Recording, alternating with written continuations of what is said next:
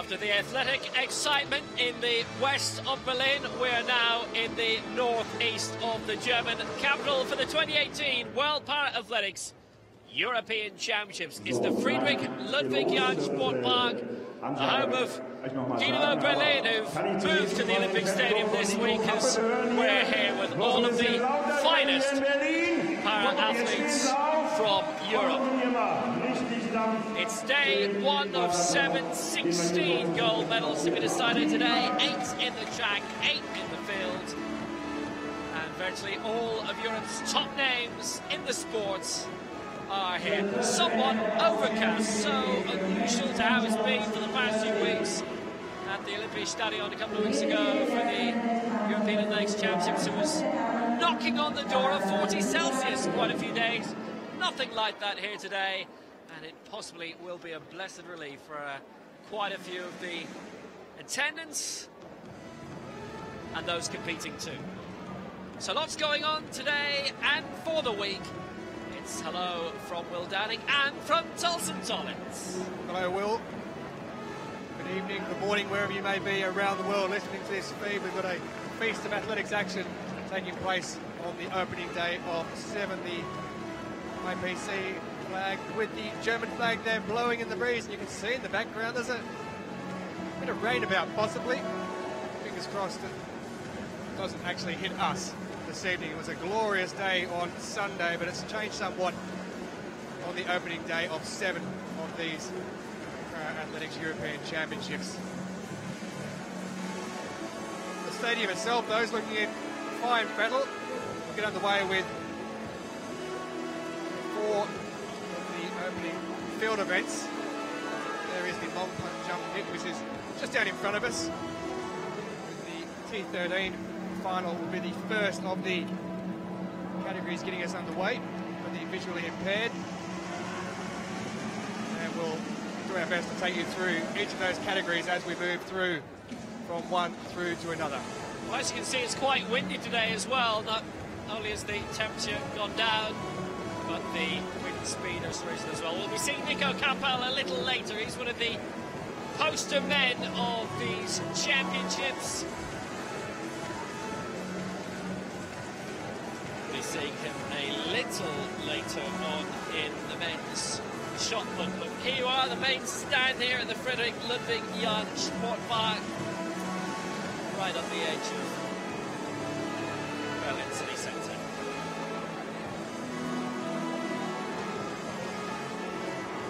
It'll be a fascinating week. There's quite a few new categories as well. The amputee and prosthetic categories are now separate from each other.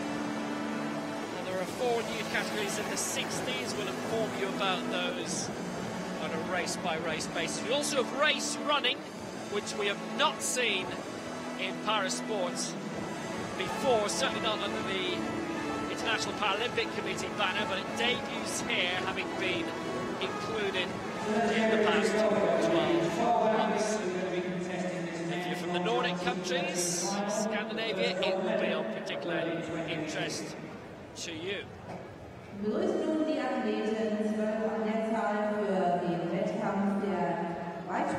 So the first events here are the finalists of the men's long jump T13. It is least visual impairment, and here is the reigning European champion for Spain, Ivan Caño Blanco from Alicante.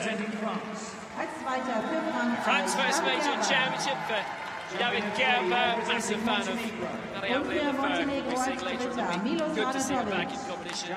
Milos Rajnitovic of Montenegro, based in Serbia, one of their main sporting cities for Greece. First major champion for Andrei Yosan.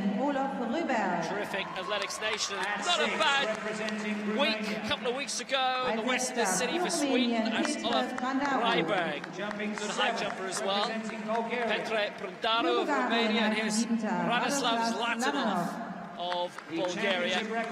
Silver in the last European Championships in Grosseto 2 years ago. Here is the reigning European champion for Sweden, Per Jonsson. At 9, representing Romania, For Romania from Cluj, 10th in the high jump in the World Championships last year in London, Octavian Chuchalyuk. For Lithuania, first major championship for the 19-year-old Martynas Janolcikas. At 11 is the number 2 for Great Britain, in Europe this year. first European Championship, 4th in the long jump in London last year, and the son of former England rugby star Mickey Skinner. Man ready to write his own sporting history. It's Zack Skinner. And for Norway, Vegard Dragsund Nielsen. He's from Oslo, 9th in the 100 metres last time. I didn't start in the long jump, but was 9th in London last year. The World Championships that's happening right in front of us in the main stand here at the Frederick Ludwig Young Sport Park. First to get us underway will be the man from Spain, Cano Blanco. And as the coat comes off and the clock counts down from 30 seconds, Beating Alicante has a best of 6.92, 6 metres 80 this year. So here we go to start the 2018 World Para-Athletics European Championships. It's the men's long jump T13 final. And that's a foul straight away.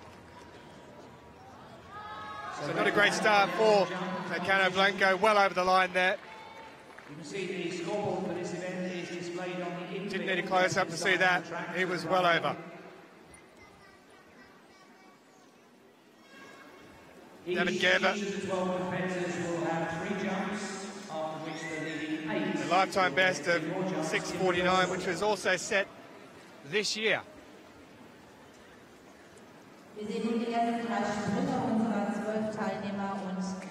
Just wait for the pit to be completely marked and ready to go.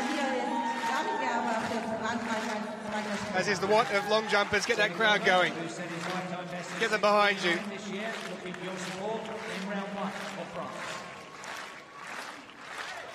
So Gerber with his first. Well, he's well back there. That is a fine jump, no problems about a foul there. I mentioned he had a lifetime best set this year of 6:49. He'll be the first one on the board after Cano Blanco's red for the foul in the very first jump. So relatively honest wins down the runway. Good takeoff, good technique. White flag.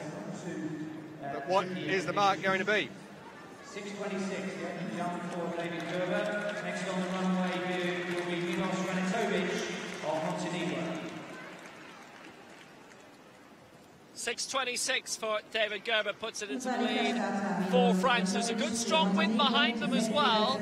Worth pointing out that it's two European champions from 2 years ago are in this. Even Cano Blanco won the T13, and Pereyra who won the T12 2 years ago. So now, for Montenegro, Milos Ranitovic, based in Serbia, Novi Sad, one of the great sporting cities, a little bit outside Belgrade, hosted the 2009 European Junior Athletics Championships. It's the city Monica Seles is from as well, and she had a decent career. Ranitovic, lifetime best this year of 6 meters 20. Something like that would put him in contention here. It looks just shy of 6 meters. It's a fair jump.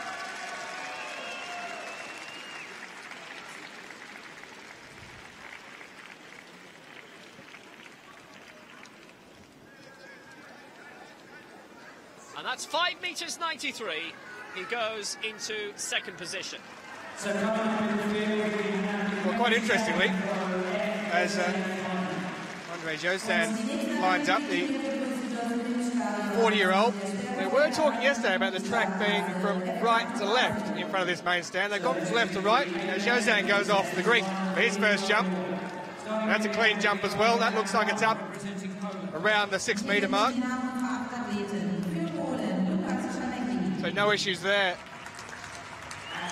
for Andre Josan in this T13 men's long jump final.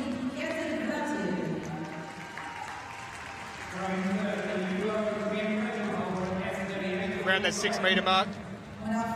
6:14, his lifetime best set this year. It's his first major championship as well. It's a good breeding ground for decent up-and-coming athletes. 5.96 for Jose, puts him in to second position behind Gavin Gerber.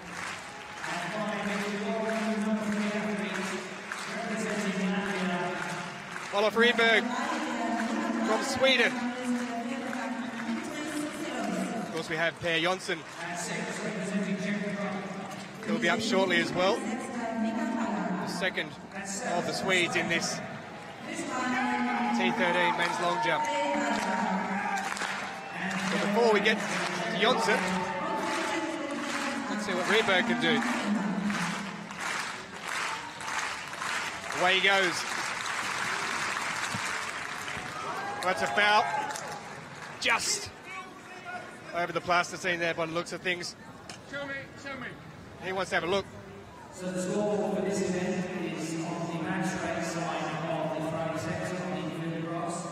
All of the competitors will get 6 He wasn't too sure that he actually did. So he's asked for confirmation. You heard him say, show me. He's accepted it. And they'll now move that one out. And they'll replace that board there for the next jumper. So a foul there for Olof Rydberg with his very first one. Over to the coach. What did I do wrong? Fix it next time. Yeah, he's got a bit of a dilemma. He's a gold ball international and competes a lot at club level as well. They reached the quarterfinals of the World Championships last year. Has to decide what he's going to go for next. This is Petra Prândaru of Romania, who's next to go, 5th in the long jump of the last Europeans in Grosseto. He's been a major championship swimmer as well.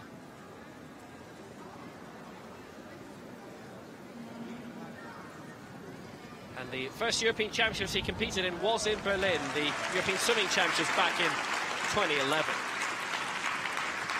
5.75 as lifetime best, but that's a red flag, so he's not going to come close to it this time.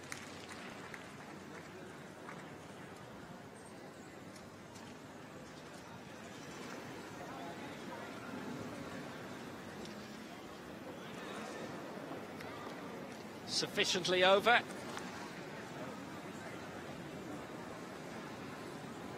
Remember, in the first 3 attempts, they have to get a mark on the board or they are eliminated, and we have 12 competing in this.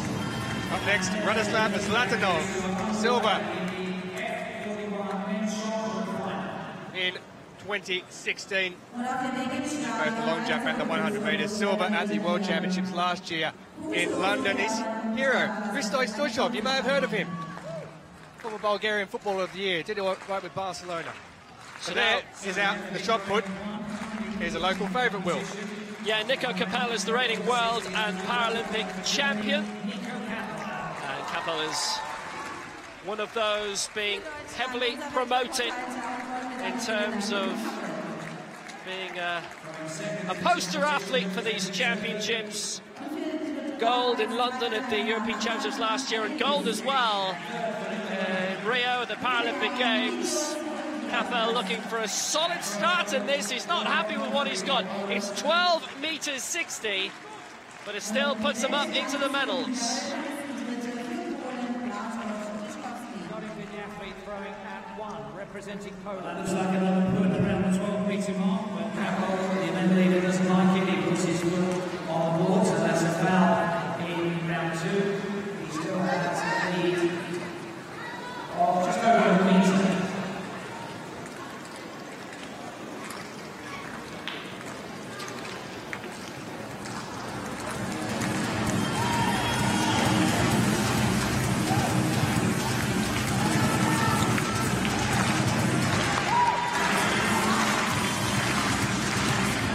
And also getting underway at the start of the match rate now.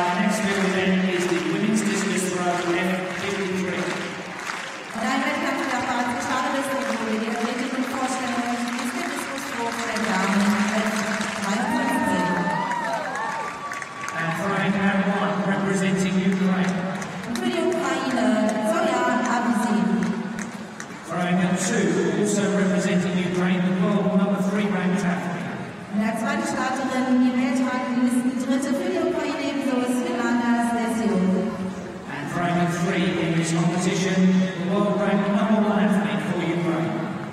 Und ebenfalls für die Ukraine die Weltranglistenerste Pereyra.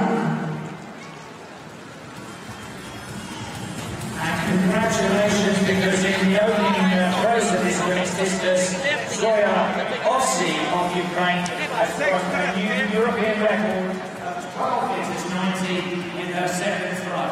Congratulations. Wir dürfen schon Zoya Ossi gratulieren bei dem Diskus der Damen mit 12,19 Meter hat sie einen neuen europäischen Rekord gebrochen. And she's in the circle for her third series so far, 12.88, followed by that European record 12.90. Let's see if she can maintain improvement in round three.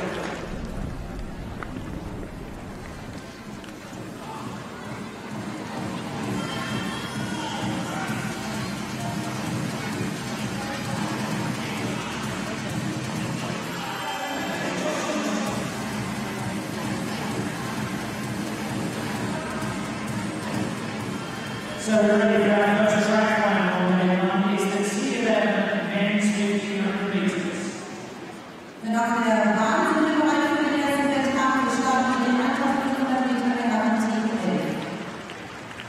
Five athletes and their drivers to contest this golden final track. Und die 5 Athleten, die mit ihren Guides hier bereit sind zum Start, werden nun vorgestellt von uns. And on a night like this, we should remember this year in New Zealand, British representative in the early days of Paralympic sport. He is still the European record holder at 4:05.11, set in 1989.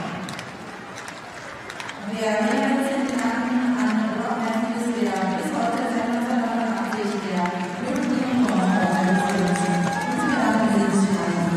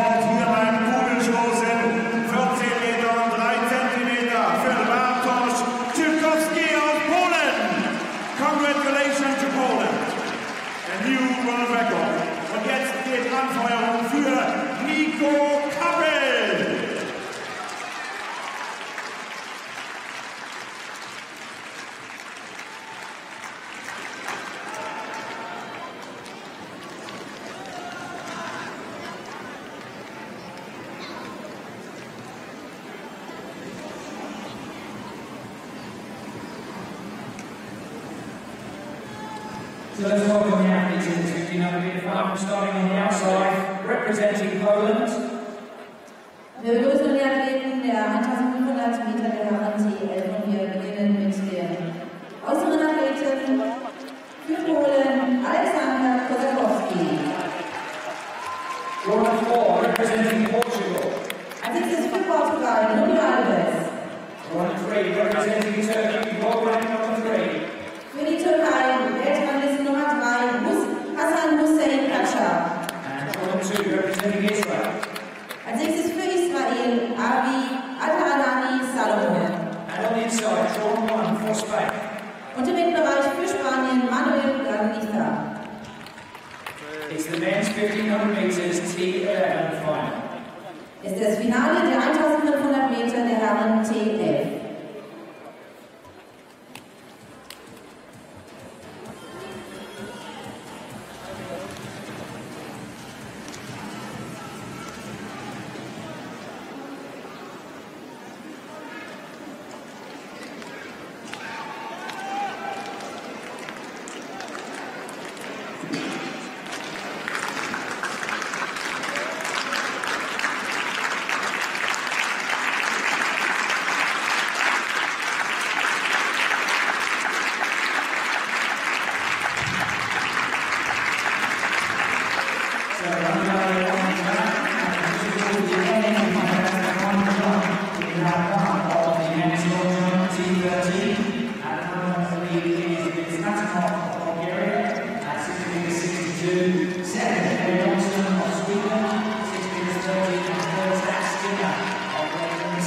Zack.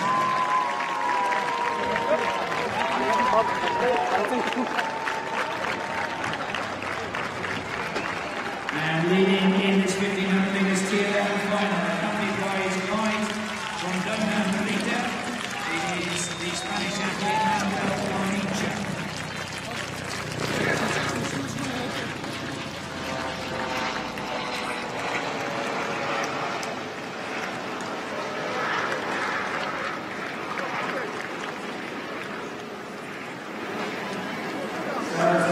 Approach the 400 metre point, 75.9 at 400 metres.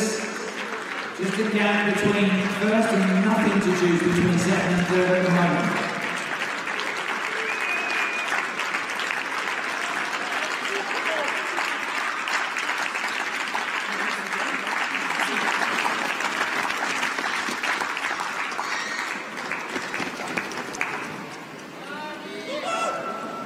So after the world record in the previous round, no improvement in the shot for Wojciechowski in Poland. Still leading the amazing Pereyra 14-metre push. As we come around with just over 2 laps to go in the 1500 metres.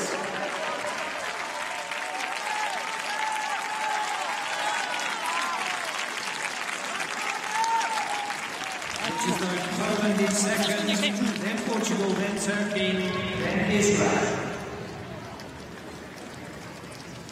Bei 1500 Meter der Herren ist Ganisa Spanier vorweg und es sind aber noch Runden zu laufen. Sind wir gespannt, wie sich das Rennen entwickelt. We've got a three-way manoeuvre going on with a lap and a half to go. Starting to bunch up in the medal zone. This looks like it will be our first medal of the whole championship, but where is it going? Spain, the long-term leaders with Manuel Garnica. Und am Ende der nächsten Runde sieht alles dann aus, dass die Goldmedaille für 1500 Meter der Herren in Spanien geht.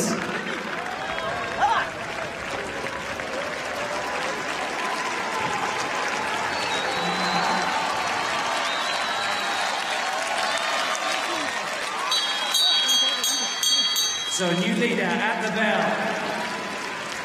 Looks like it's Alexandra Kosakowski of Poland, guided by Krzysztof Wasilewski. But look at the speed that's being generated down the back straight for the final time. Wow, 250 to run. Und auf der letzten Runde wird es nochmal richtig spannend hier für unsere Athleten. Natürlich will jeder als erster hier Goldmedaillengewinner für Berlin 2018 auf das Podest. So Kosakowski still holding as they come round into the straights for the first gold medal of Berlin 2018. Super fast last lap. And the first gold medal of the championship goes to Poland, Alexandra Kosakowski. Und Polen lässt sich hier den Gewinn nicht mehr nehmen und die erste Goldmedaille geht nach Polen, Alexandra Kosakowski.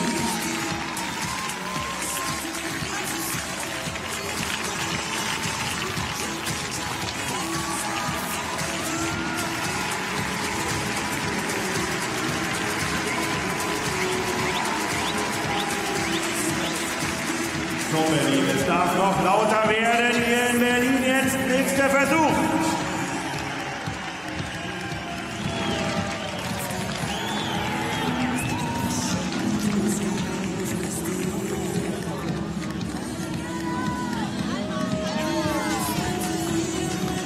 And the discus competition, as the second athlete is preparing in the chair for her sequence of throws, I can tell you that Zoya Olski of Ukraine improved her European record in round 4 to 13 metres and 4 centimetres. The first ever European throw over 13 metres, and she is the leader in this all-Ukrainian throws competition.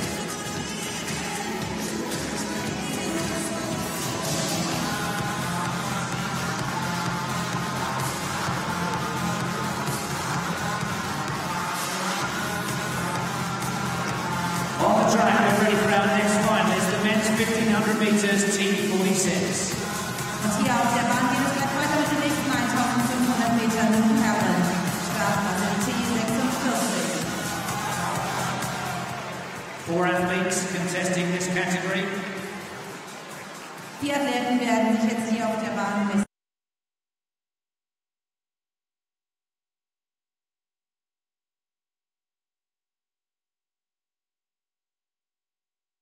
Was really tying up majorly as they were heading towards the line. But Kosakowski gets the win for Poland, and that a very worthy gold medal for them. Hugely successful. Remember, nobody won more golds than them at the European Athletics Championships a few weeks ago in West Berlin at the Olympic Stadium. Britain won the same amount of golds. They actually won slightly more medals, full stop, as well. As we go to the men's shot put final, F41, and Bartosz Tyszkowski, who threw 13.62 in the opening round. A real problem at the moment for the home favourite Nico Capel then of Germany. So we're ready for our first track final. Won the last 2 European titles and he's twice a world champion as well. That is a solid throw. That is close to 14 metres. That is close to Nico Capel's world record. Set in Leverkusen a couple of months ago of 14 metres 02. Capel 12.60 in the opening round. Tyszkowski looks in great form here. That touched the tape.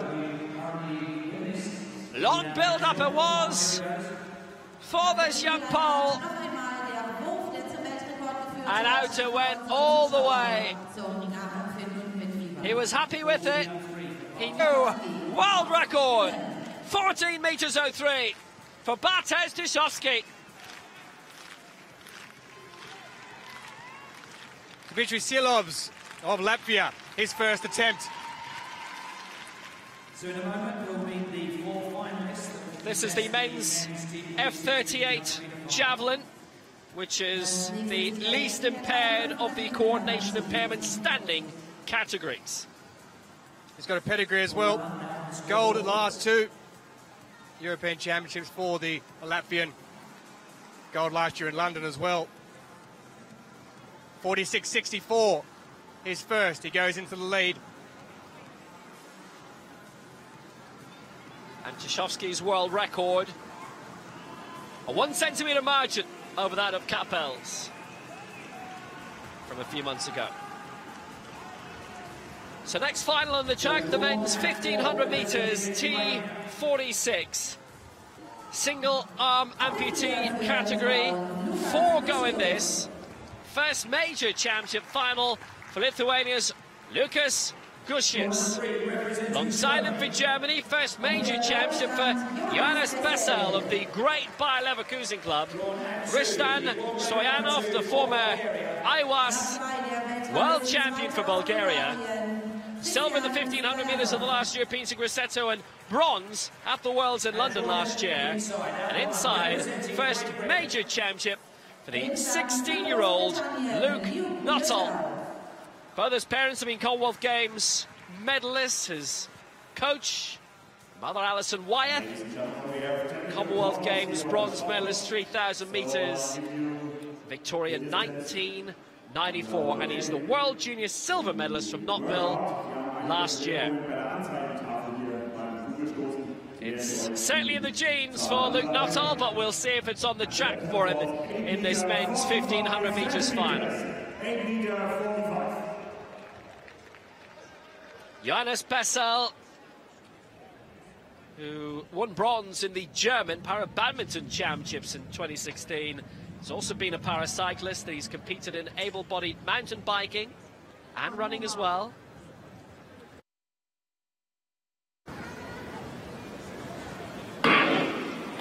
So away with this T11 race. The new spot with Denis Schmitz to look there from Newcastle. All the race this week, not easy to do. And this is a tremendous surge that's been put in.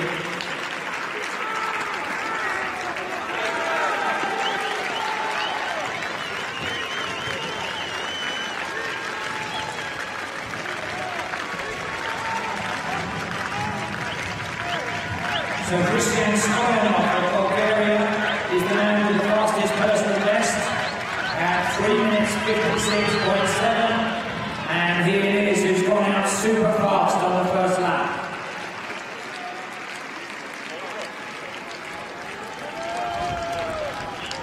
Und weiter hier im Feld unserer Fehler Christian Stoyanov aus Bulgarien. So the championship record has stood at 4:07 since 2005. And I think he's operating at around about 6 seconds inside that speed. So let's get behind this. A very tough way to run the 1500 metre championship, but he's clearly coming for the championship record. And at the moment, the European record for the T46 category also in the sights of Stoyanov. Jetzt alles am Außen, also Christian Stoyanov, den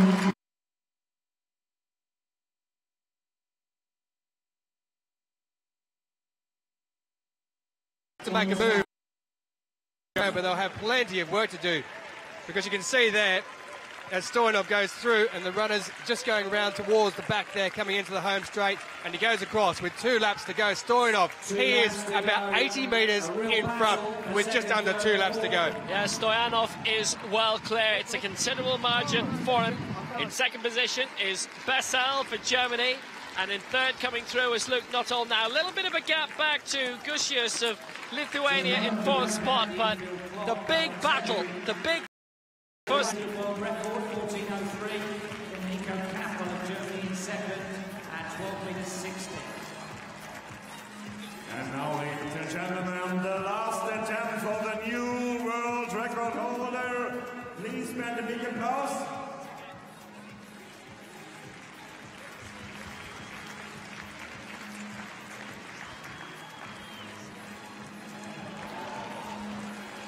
Ja, das sieht wieder sehr, sehr gut aus. Ein ungültiger Versuch.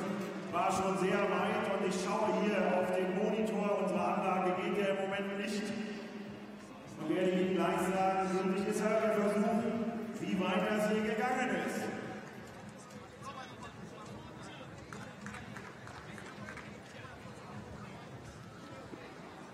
And we have a new world record. It's 14 meters and 4 centimeters.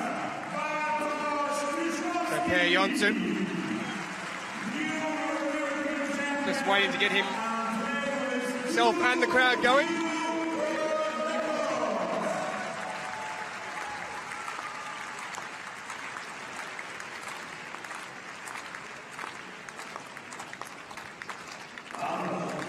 Per Jonsson down the track. His second jump, he's in second position currently. He's given the white flag. That one looks like it's bigger than his first. His first was...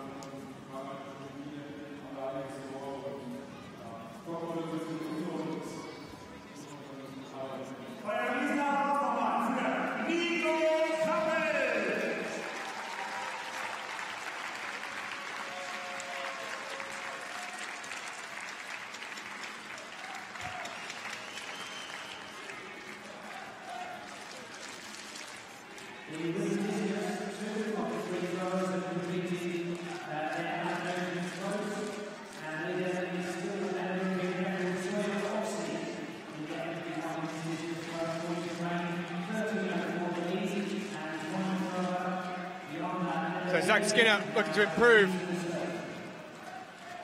on that opening jump. 6.75, he's got a lifetime best set this season. What can he come up with here? Well, he's well back from the ball, but that's quite big indeed. That almost looks as though it might be a new lifetime best. It was well back. He's got a bit more space in him yet. It's certainly bigger than 6.27.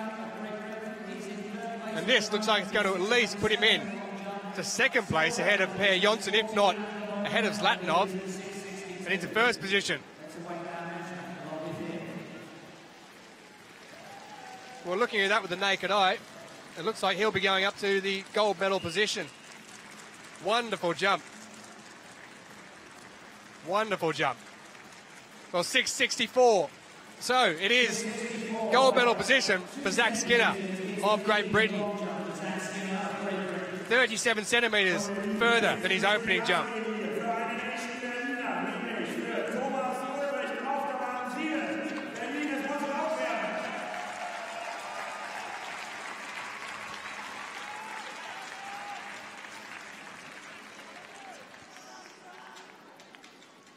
So the first of the men's 100 metres T12 visual impairment in this category, medium visual impairment. Athanasios Gavelis of Greece will go in lane 3, the 18-year-old. He was 10th at the World Championships last year in London. Inside him, the man who knows a thing or two about winning, Luís Goncalves of Portugal. He won gold in 2011 and gold in 2015 in the 400 metres. He now goes in the 100 metres. He's also won silver in 2016 in the 4x100. And Thomas Ulbricht, the home favourite from Germany, makes up the numbers here. He won 2008 pentathlon silver, and he won silver over 2.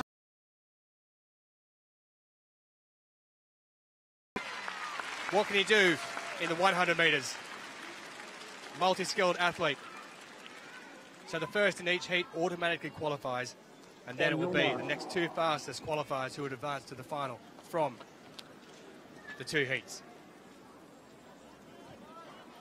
So Gavelis in lane 3, Goncalves in 4, and Thomas Ulbricht of Germany who goes in lane 5.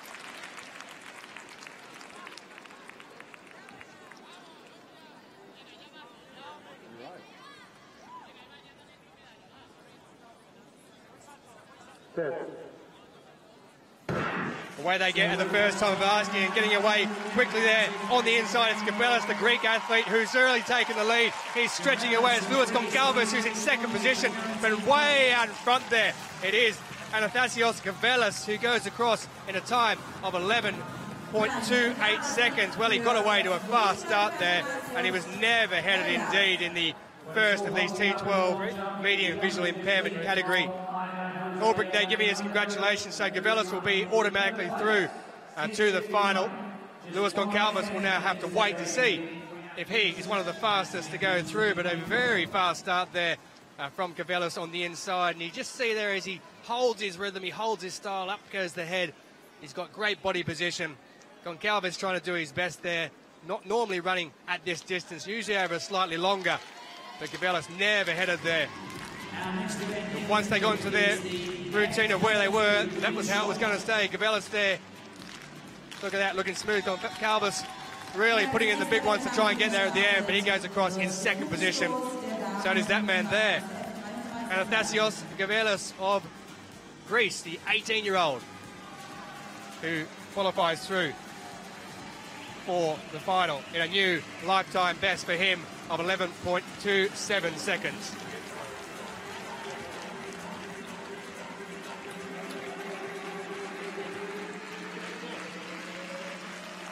Confirmation then of a lifetime best and qualifying through, or Gavelis of Greece and Goncalves. We'll have to wait to see if he can be one of the fastest losers. So let's go back to the men's shot put, the F41, Nico Capel, having seen his world record broken. 2 no throws since then. We're in round 4, 12.60 in the opening round. He needs something big here. He needs to go back towards his world record mark again, and that's not it. That's looking shy of 13 metres for Nico Capel. 12.60 in the opening round, and I'm not sure that's an improvement. You see the stance broken down.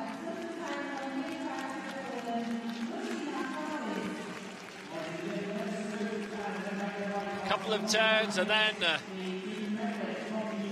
throw which went out to 12 metres 46.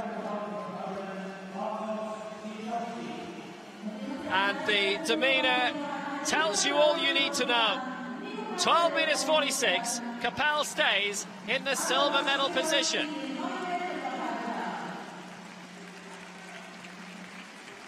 Well, the lights are on. Starting to take effect. I would have said if it was this time yesterday, they wouldn't have been needed just yet. But today, they are certainly required.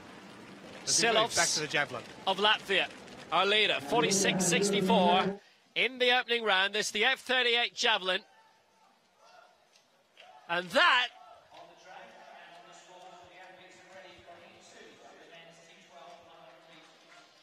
going beyond 45 metres, he didn't seem very happy with that. It's a multi-category event. We are going on points in this, by the way. There are a few F37s, 38s. Well, that's 51.54 it's come up as. That is a European record.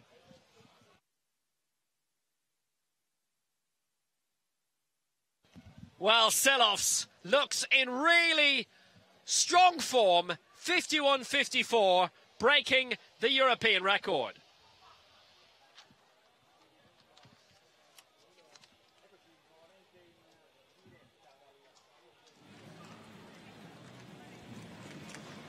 Heat 2 of the men's 100 metres T12, medium visual impairment. 3 going in this again, with only the winner guaranteed to progress. Hakan Sera of Turkey goes in lane 3, lifetime best set this year of 11.44 seconds. Bronze in the last European Championships in Grosseto 2 years ago. In lane 5 for Sweden, here is Tobias Jonsson, silver in the World Championship in the long jump and the last Europeans also. And in lane 7 for Great Britain, Zack, 7th in the last 100 metres in Grosseto 2 years ago, based in Loughborough. So Turkey, Sweden and Great Britain represented of the 3 here. Only the winner guaranteed to go through, and the next 2 fastest out of the 6. Shaw, 11.16 is lifetime best, fastest in the field, barring Ulbricht, who might already be out, having finished 3rd in the opening heat. But Shaw's season's best, 11.58, is the slowest of the 6 in this. So Sera in 3, Jonsson in 5, and Shaw in 7. Tobias Jonsson, whose brother Per currently battling to get into the medals in the long jump final. What a flyer by Jonsson in the middle for Sweden. Sera wobbled very much on the start line, trying to fight back for Turkey here. Jonsson looks as if he's just going to take it, and Sera fight. I think it's Sera, 11.63 ahead of Jonsson in 2nd and Shaw in 3rd. I want to fight back in the final metres from Hakan Sera to book his place in the final. He certainly took that. And he whipped it away from Jonsson right at the death. 11.61 official for Sera. Jonsson in 2nd, 11.64. And Sera looking very, very assured right at the end. And how he managed to snatch that. He wobbled right there. Jonsson off to a brilliant flying start. Sera almost left in the blocks there. And away he would rocket for the first 95% of that, and then Sera reeled him in right on the line. Great finishing from the Turkish athlete from Trabzon, and an emphatic dip from him too. And the start, tremendous by Jonsson. Sera left behind, Shaw kept up with him. Sera having overtaken the Briton, then just got past Jonsson on the line. Jonsson should just go through marginally as the fastest loser. Sera is in the final of this men's 100 metres T12, where a guide is not mandatory, but you can use if needed. Sera is there, 11.61, and Jonsson makes it as the fastest loser by 0.02 of a second clear of Thomas Ulbricht. Shaw in 3rd, is eliminated. On the track, we're getting ready for the T13 men's. Back to the shot put, and Bartosz Dyszkowski. Well, the man here leads with his final attempt. We've already seen a world record. What can you come up with number 6? Nothing to lose at all. Well, that's out there around the 14-metre mark as well. 14.03. He broke Nico Kappel's world record with his second throw by just 1 centimetre, and that is almost exactly the same as his second throw. Well, I can tell you again, he's broken his own world record by 1 centimetre. 14.04 for Bartosz Dyszkowski of Poland, a new world record. The second time he's broken it in 6 throws. Remarkable stuff.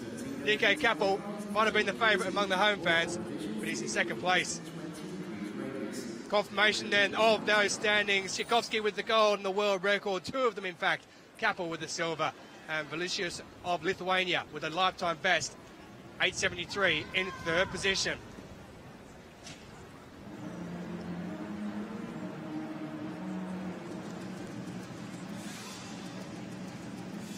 Silovs in the javelin. F38. Already seen a European record from him. 51.54.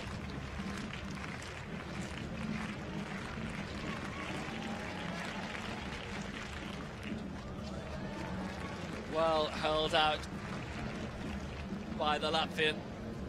Just see a couple of the football markings which have been faded, coloured green in this. He's the reigning world champion from London, reigning European champion from Grosseto, and going for 3 in a row, having taken this crown also in Swansea in 2014.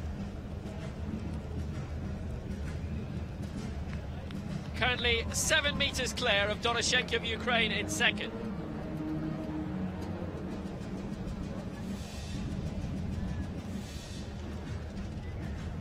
Michal Palag of the Czech Republic, who's currently struggling in this somewhat. That's around 20 metres. One of 4 Czech athletes in this competition.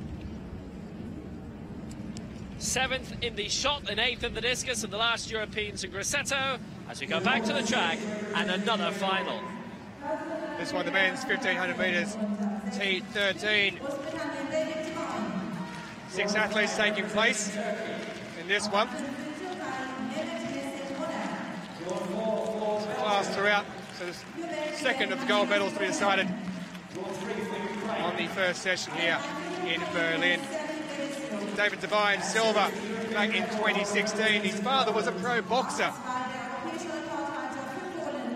so he knows a thing or two about punching himself out of situations. Mehmet Nesim Ona runs for the Galatasaray club. Belgium's Matthias Boonen, bronze in the 5,000 metres in 2016. The Anderlecht supporter. And this man here, Pereyra of Ukraine, who's handed the Master of Sport in Ukraine this year for his troubles. Further inside there, the Pole, Lukasz Piecki, who took gold back in 2016 in this event, plus the 5,000 metres. The European record he set in London last year when he finished in 4th position, and taking up the inside is the 18-year-old Ivan Lukashevich from Belarus, who only took the sport up in 2015.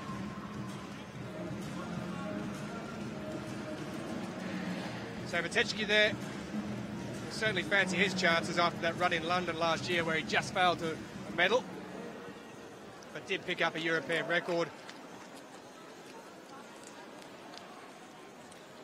which he set at 3:53.91 that day. So away they go, 3 3/4 laps.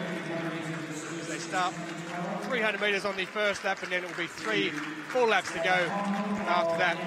And on the inside there, it is that man who I mentioned a moment or two ago, Piecki of Poland, who just settles into 3rd place as the British athlete David Devine, who moves up into 1st position, followed by Ona of Turkey. Gold back in 2014 for the Turkish athlete.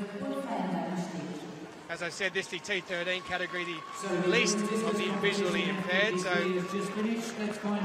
no guides required in this one. It's a leisurely pace as they come round to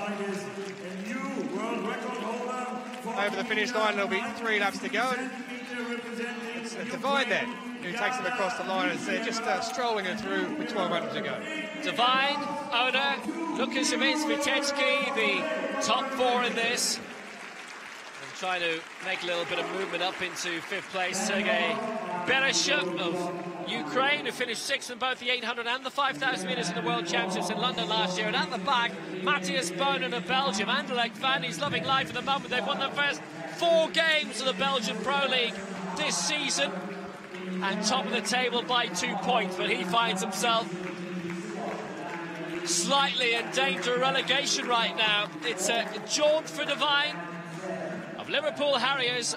Major injuries across 3.5 years, from just after the London 2012 Paralympics, where he won bronze in both the 800 and the 1,500 metres. He was out until March 2016, only competed once during that time. But what a great comeback as he won silver in Grosseto then a few months later, June 2016. We haven't seen him in major international competition over the past few years, only sporadically, but he's leading the way and looking good. And Mehmet, owner of Turkey, in 2nd place, and now up into 3rd for Ukraine is Sergei Bereshuk with 2 laps to go. Yeah, Bereshuk's looking rather comfortable indeed, but it's David Divine out in front who's just working the pace. He knows what he wants to do. It's a question of, will he stay there or will he drop back and let someone else take it up? At this stage, he looks very comfortable indeed. The Turkish athlete owner is there as well, but Bereshuk, he looks very comfortable in lead. They've dropped one off the back already by the looks of things. I'll just work out who that one is in a moment or two, but Bereshuk looking very good there. They're now up into 5. They've moved forward with the pace as well, so they've decided there with around 600 metres to go that they're going to really lift the pace somewhat. It's David Divine who's there, owner still in 2nd place, and Bereshuk who's in 3rd. But they're moving around with around 500 metres to go. Now the question is, David Divine, what will he do?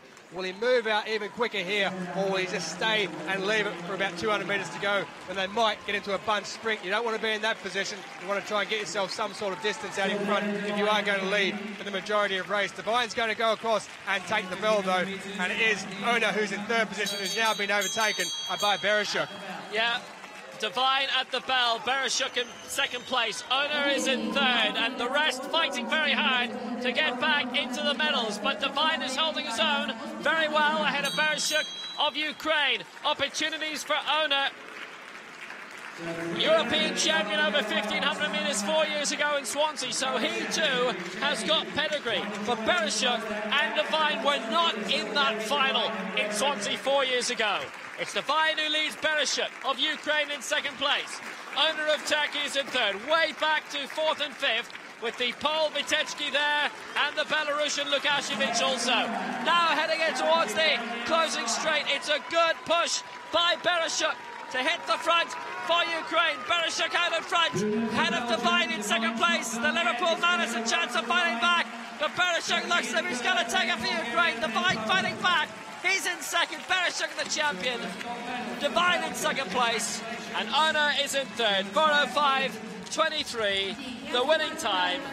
But what a fine win for Bereshuk. He finished 6th in both the 800 metres and the 5,000 metres of the World Championships in London last year. Coaching is in the family, coached by Stefan Bolashuk, Alexander Bolashuk. It is Sergei's moment as Bonen will come home in 6th position for Belgium.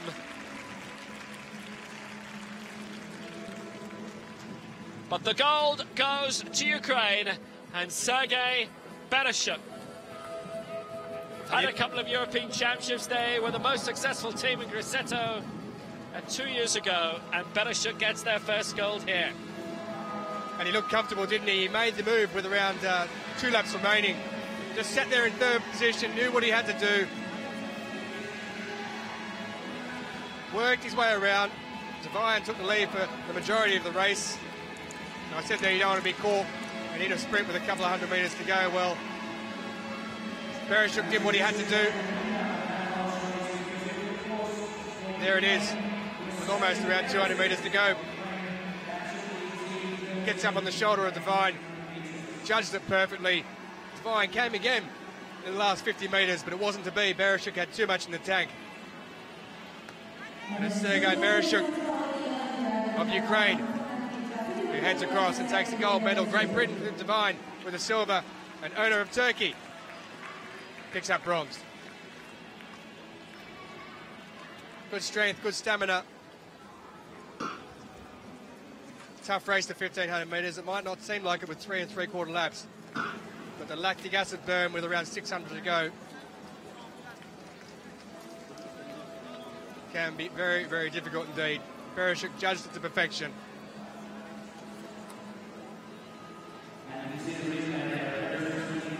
Pereyra gold medalist in the men's 1500 metres, T13.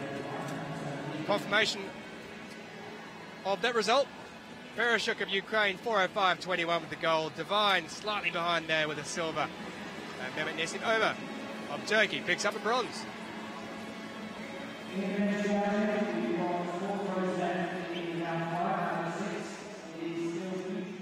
Cano Blanco back in the long jump. Just an update on that T11 men's 1500 metres complete visual impairment. The silver medalist in that, Hassan Kasser of Turkey, has been disqualified. Manuel Garnica of Spain has been promoted to the silver medal, and Avi Solomon of Israel gets the bronze, as Nuno Alves was disqualified also. So Cano Blanco, 5.94 in the second round, and no jump in the opening round, but that, a very solid effort, well beyond 6 metres. Zack Skinner, remember our leader, 6.64. Cano Blanco goes into the bronze medal position, 6 metres 59.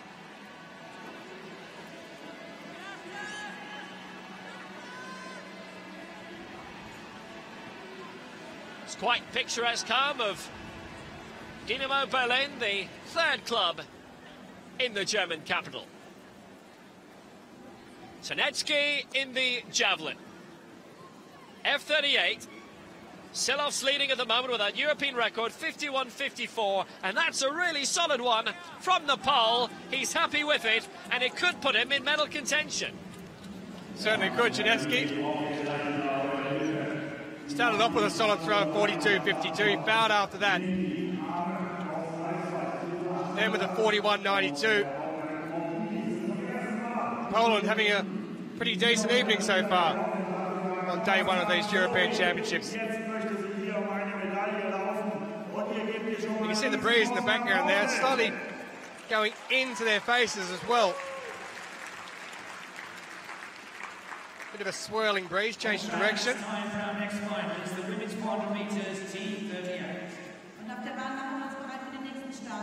And Lucas Ternetsky just speaking with the coach there.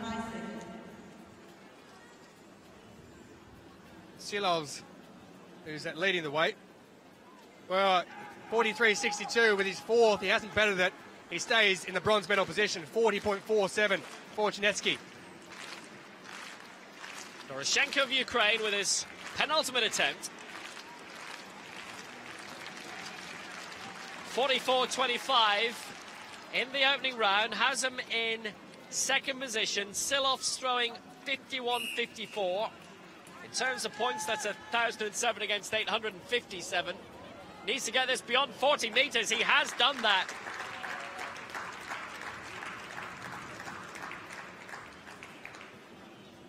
And beyond 45 too.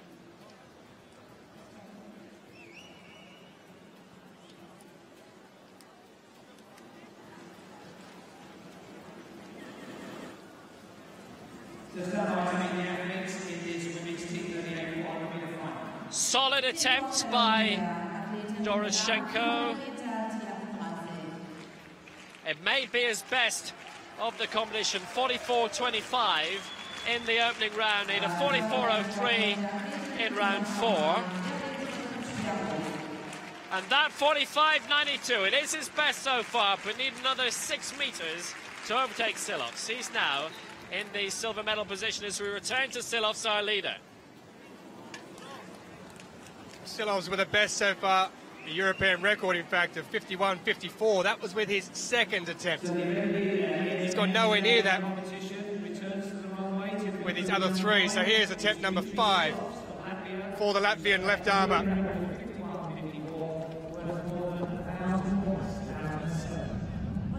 Well, it looks clean enough.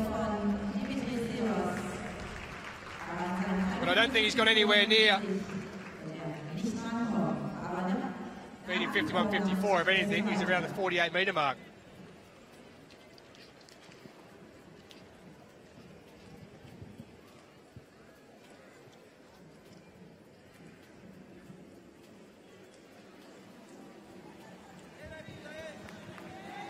So no improvement, that is for sure, for Silos, but he'll remain in first position.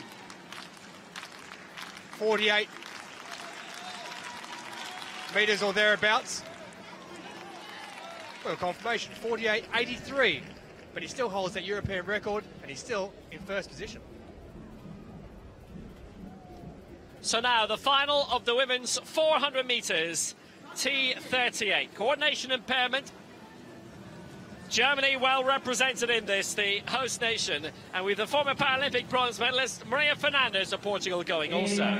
So lane 3 for Germany. This is Vanessa Braun. Went out in the opening round in Rio 2 years ago.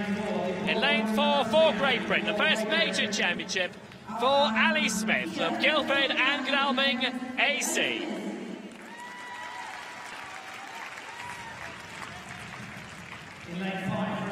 In lane 5 for Portugal, bronze in 2000 in Sydney for Portugal's Maria Fernandez. Representing Germany. And in lane 6 for Germany, silver in the 200 metres, bronze in the 100 in London, Lindy Ave. The Youth Paralympian of the Year 2017 here in Germany. So Braun in 3, Smith in 4, Fernandez 5, and Lindy Ave in lane 6.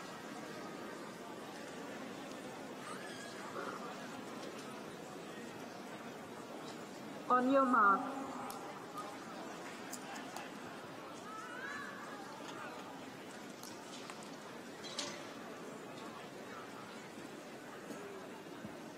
The final of the women's 400 metres.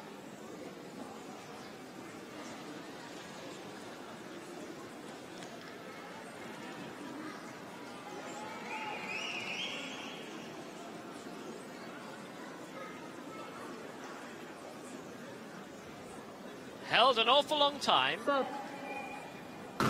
But now we're away. Braun in 3, Smith in 4, Fernandez 5, and Lindy Ave in lane 6. And Ave away very, very well. And Smith 2 in lane 4. Her husband, Mike Smith, is a UK-level national cyclist, and she's gaining up on Fernandez very well in lane 5. But way out in the lead in lane 6 at the moment is Lindy Ave. Braun perhaps struggling in the opening quarter of this race, but showing signs of recovering now. It's Lindy Ave well out in front.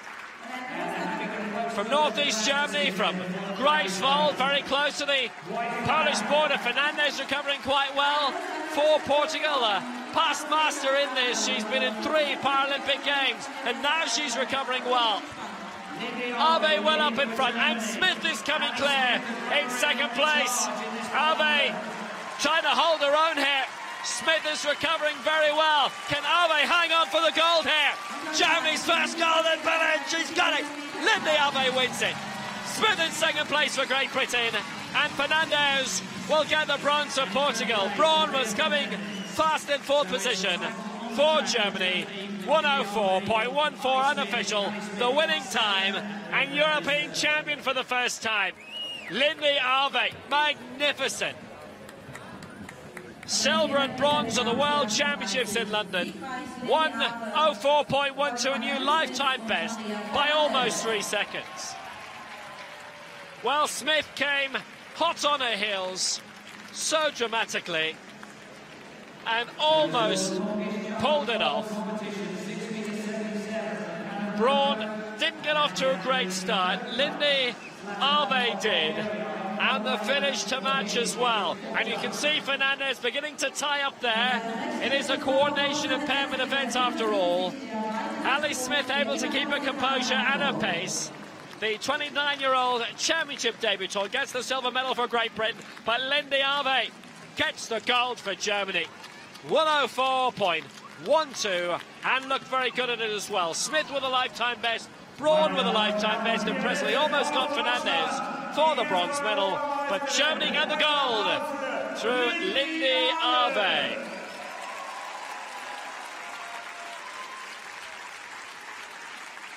There's a nice crowd inside this Dynamo Berlin Stadium. They've got a silver through Nico Kappel in the shot, and the women's 400 metres, gold for Germany, Linda Arve, 104.12, silver for Smith, and bronze for Fernandez. Back to the javelin. It's Janetsky. In third position currently. This here is final attempt for the youngster. But he knows he hasn't done any better.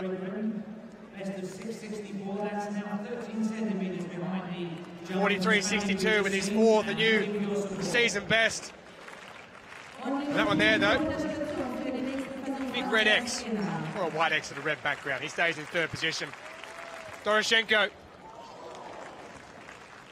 the man who's in second, he's got some work to do. He's got plenty of work to do, in fact, if he wants to get anywhere near first place. Silovs, 45.92 his best. His final attempt, 51.54 is what he has to beat. Doroshenko of Ukraine. And that will not be good enough for a gold medal. Dmitry Silovs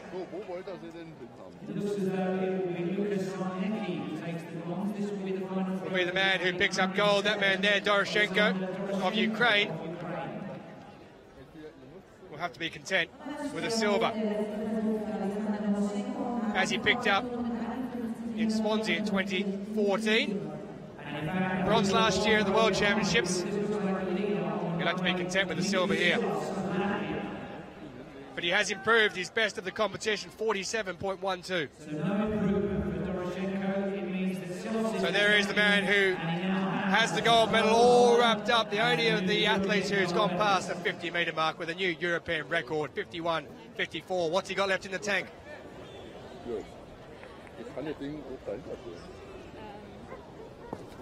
Throw number 6. Out it goes. It's around the 50-metre mark. It won't improve. Acknowledges the crowd. Acknowledges that he's picked up the gold medal.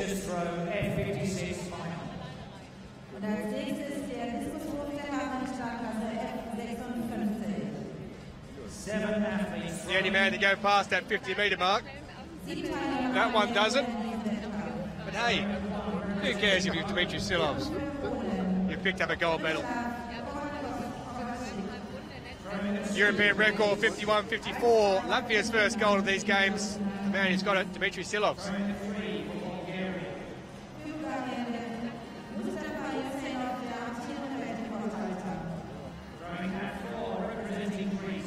Taking the plaudits from his fellow athletes.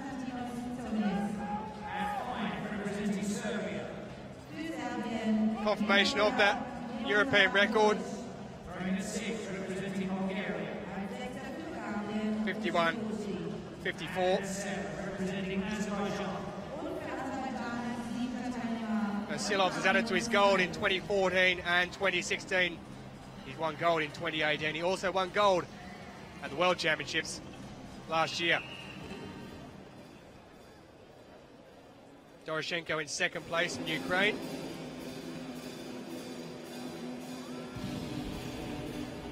On the track, it's an eagerly awaited final here on day one. It's the women's. Congratulations all round. Silovs with the gold, Doroshenko with the silver, and Luka Shinekti with the season best of 43.62 takes the bronze.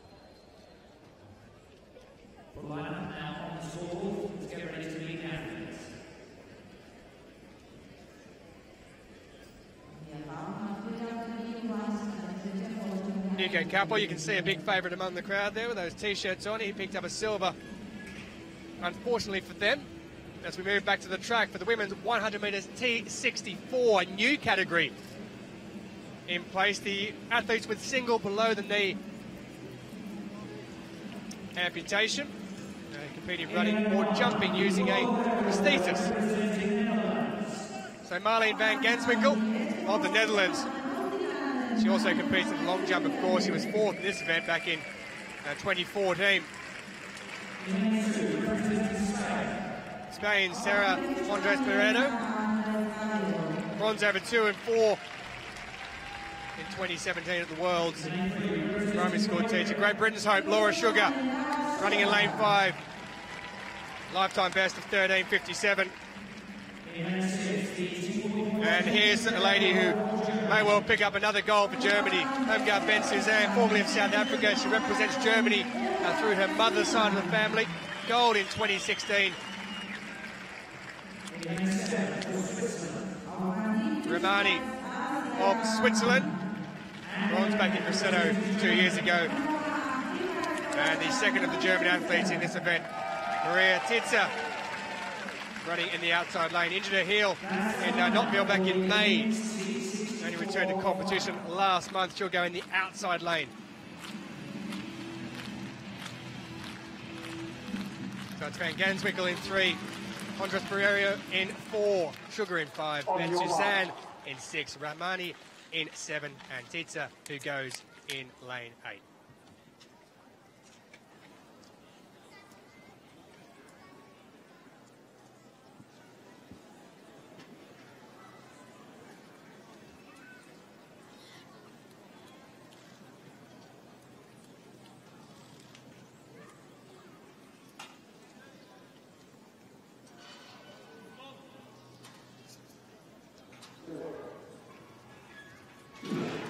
Away they get. Van Ganswinkel gets away, obviously slow on the inside. Laura Sugar's gone out in front, but it's Ben Suzanne in the middle there. It's Ben Suzanne, but here comes Van Ganswinkel on the inside. It's Van Ganswinkel who'll go across in first place. Ben Suzanne in second, and it's Laura Sugar of Great Britain who comes home in third position. 12:87 is the time for Van Ganswinkel there as she wins the women's 100 metres T64 event. A mixture of 44s, 62s and 64s in this event, but it's that lady there who is the European and world record holder in the T64 category, Marleen van Ganswinkel of the Netherlands, who's picked it up, and it's a new world record of 12:85. She's just narrowly defeated her own world record of 12:88 by 3/100ths of a second. What a run there from Marleen van Ganswinkel. So she picks up the Netherlands' first gold of these games.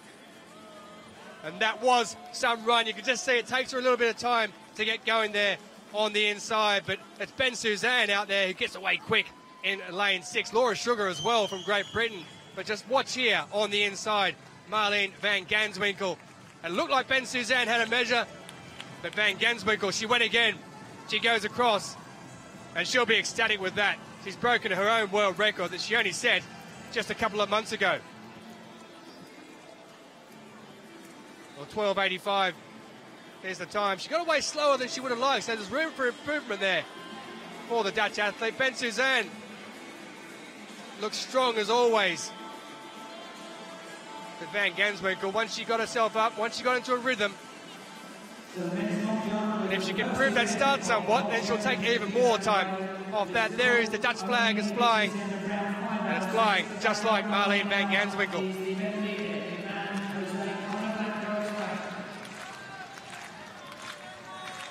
So, 12:85 for Van Ganswinkel, broken her own world record. Of course, they won't be ratified until the 1st of January next year. Ben Suzanne in second position, and Laura Sugar of Great Britain, who comes home in third. It's her first ever track medal in a championship, and there she is with a world record, 12:85. It's a new category, this T64, single below knee amputee, but magnificent world record by Marleen van Ganswinkel. And Marlu van Rijn is not here competing this week. She'll be here as a spectator, but wow, Marleen van Ganswinkel, absolutely fantastic. In the long jump then, T13, Ivan Canelblanco, 6:59 in the previous round, and that's heading even further. Zack Skinner leading on 6.64, and that's really challenging from the man in third position going into this fourth round. And Cano Blanco, European champion from 2 years ago in the T13.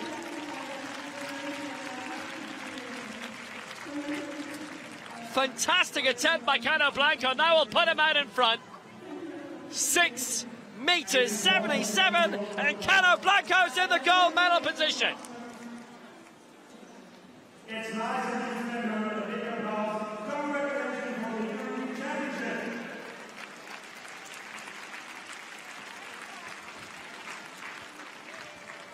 Well, the Dutch really loving what they're seeing here.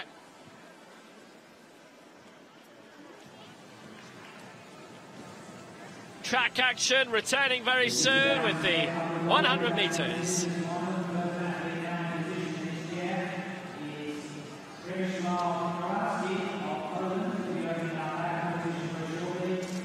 So, Zack Skinner, penultimate attempt in the long jump, T13. He's been knocked down to the silver medal position, 6.64 in the second round, 6.77 from Cano Blanco.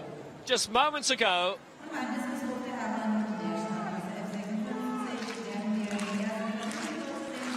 Skinner is 2 centimeters clear of Radoslav Zlatanov of Bulgaria, currently in bronze. Skinner then, needing an extra 13 centimeters. He's used the board well. He's gone out to around 6.5 meters. Skinner has cleared 6.75 this season. That's a lifetime best, but even that would not be enough to put him into the gold medal position, and I'm not sure that that's brushed that mark. Excellent run-up, used the board well, pristinely.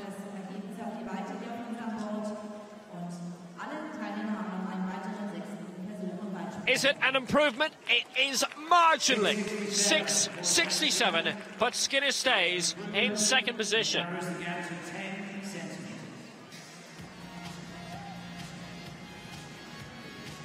So now the final of the men's 100 metres, T33. It's a straight shootout for the gold between Harry Jenkins of Wales and Great Britain and Germany's Denis Schmitz. Neither have won a major championship medal before.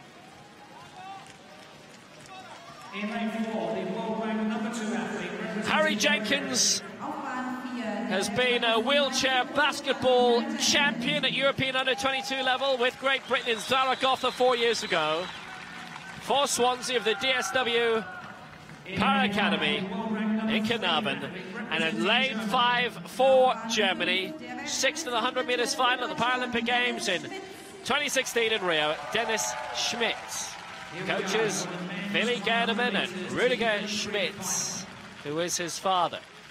He's a factory worker and is with the OGS Bonen Club.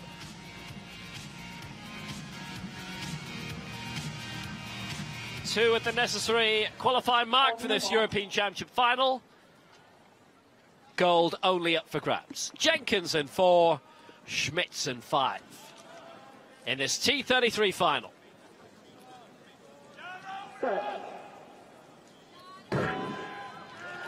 So away they go. Jenkins off to the slightly better start. He's got a good early advantage over Denis Schmitz here. It's the Briton who's leading, but Schmitz has got the sort of pace in the second half of the race that could cause Jenkins trouble. But Jenkins is going clear here. It looks like it's going to be British gold for Harry Jenkins. Jenkins does it. 19.59 seconds. Schmitz in second. And Jenkins takes the gold for Great Britain. A very, very good start. Doesn't even come close to his season's best. It does actually, the winning time matches the lifetime best of Schmitz. That's what he would have had to do in order to have grabbed the gold. But instead it's Jenkins who does it for Great Britain.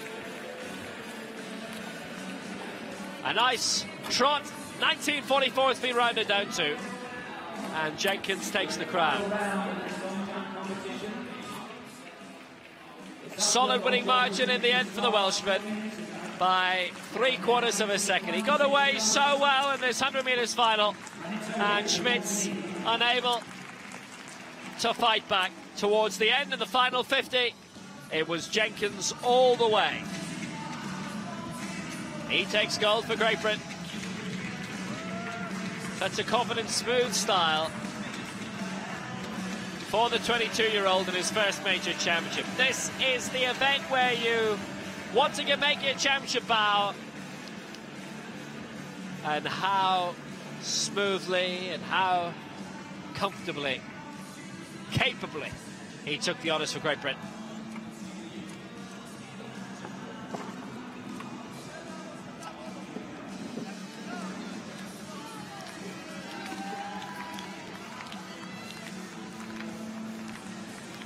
Confident,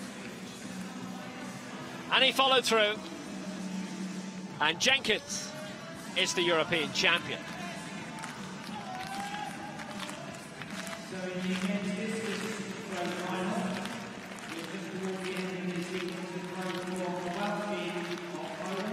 So back to the long jump. It's Gavin Gerber of France in 5th position. That's over the 6-metre mark. It's a white flag, so it's a definite jump. A best so far, 6.30 is in a bit of trouble though, because that's not going to be any better. So he's going to remain out of those medal positions. Per Jonsson's ahead of him in the 4th position. He's got plenty to do himself. Zlatanov of Bulgaria is currently occupying the bronze medal position. And there you can see only 6.05, so 5th place finish for Gavin Gerber of France. He had been 4th after the opening round, but unable to improve in terms of position, but he has improved in terms of distance. So Per Jonsson, who has won gold at T13 in 2014, T12 in 2016, when it was thought his vision was disimproving, but he's been recategorized again as a T13 here. Can he get back into the medals? Can he retain his crown? He needs an extra 38 centimeters to get the gold, and an extra 23 to get above Zlatanov in the bronze. 6:40 is best in round 2. It's all down to Per Jonsson here. Oh, it's a foul, he's gone. Jonsson, the European champion 2 years ago, will not medal here. My, oh my.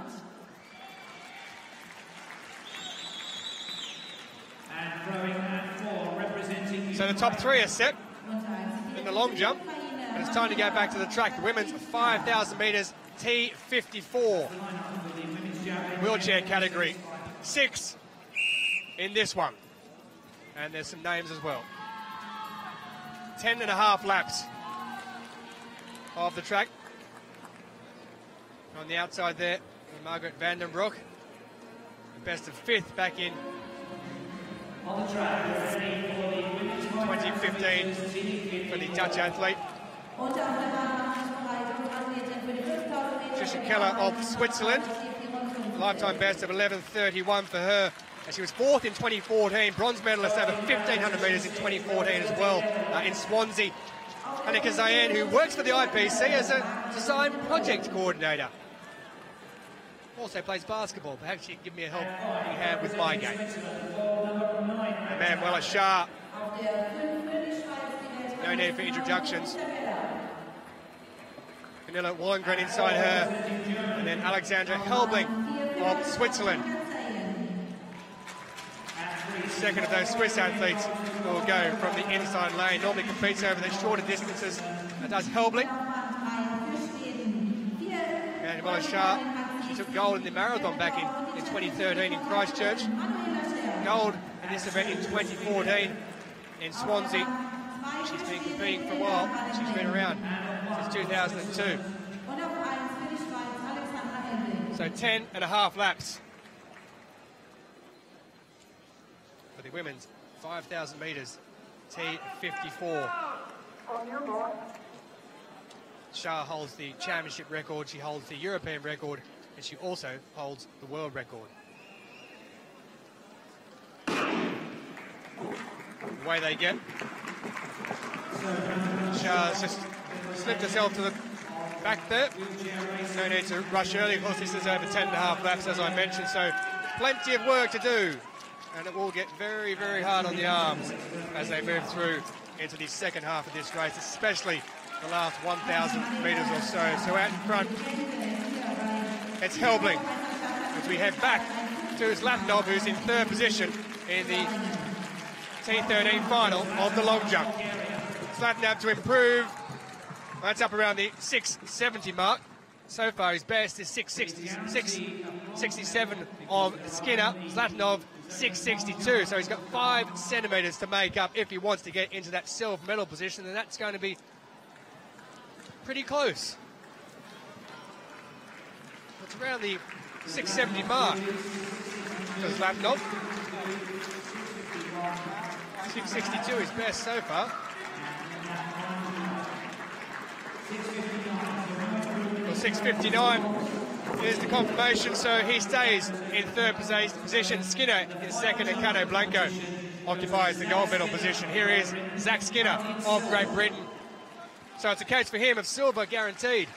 But what can he do? As he needs to get an extra 10 centimetres to tie level, 11 centimetres to get across the line.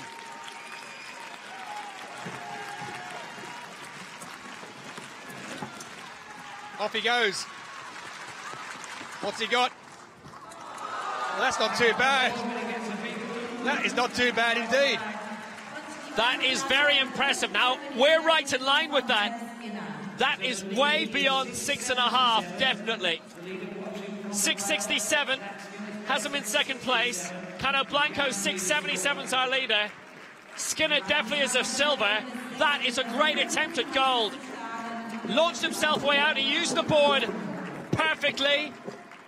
Skinner needs an extra 11 centimetres to take it on count back. Cano Blanco was 676 in the last round, and that was his best. It was his best, but it wasn't enough. 672, it's silver for Skinner, and Cano Blanco gets the gold for Spain.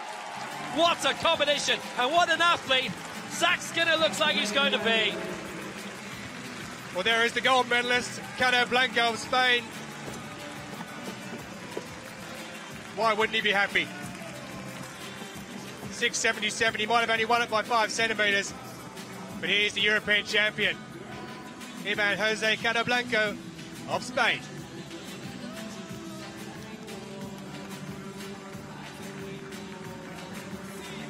Marvellous for Cano Blanco. He retains the crown.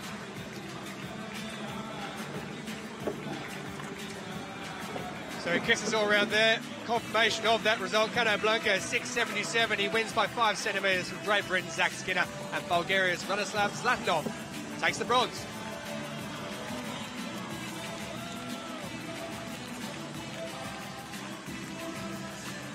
And Christian is down in the sand on the beach in Spain with the newest champion of Berlin.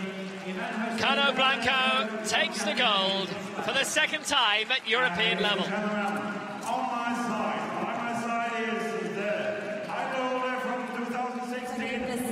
Holly Arnold in the javelin for Great Britain, reigning Commonwealth Games, World and Paralympic champion, and that a solid throw, just shy of 40 metres. This F36 single arm amputee category. Arnold, who up to this point has had such a spectacular career,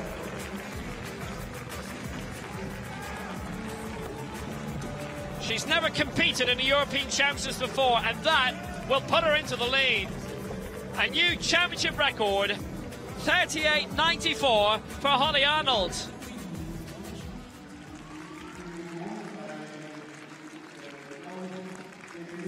Eight laps to go in this women's 5,000 metres T54 final, and what an emphatic lead for Manuela Schär. It's a big gap back of around 40 metres back to second position for Margaret van den Broek of the Netherlands, born in Tilburg, based now in Amsterdam.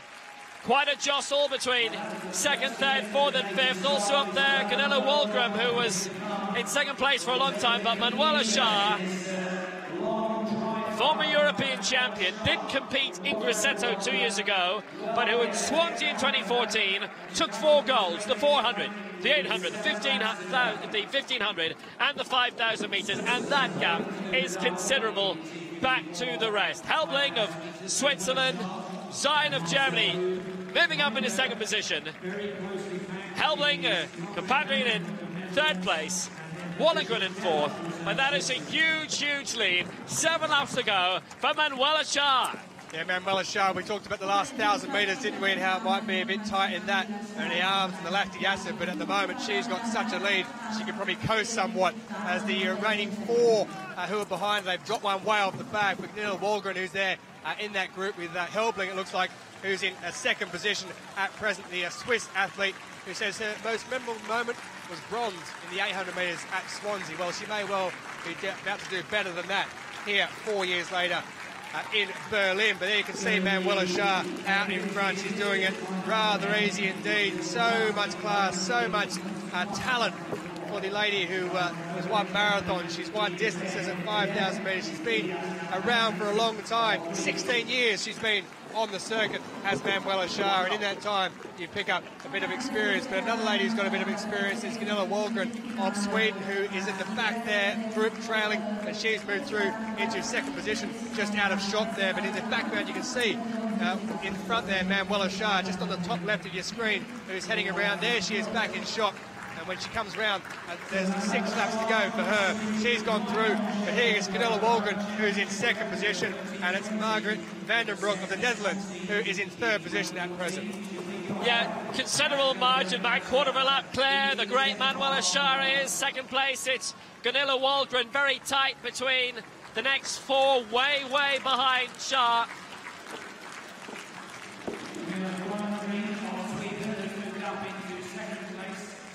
Wallengren in second position, Van den Broek in third, then for Germany it's Zayn in fourth. A little bit of a struggle in sixth position right at the back. But Manuela Schär looks to have it sewn up at this stage.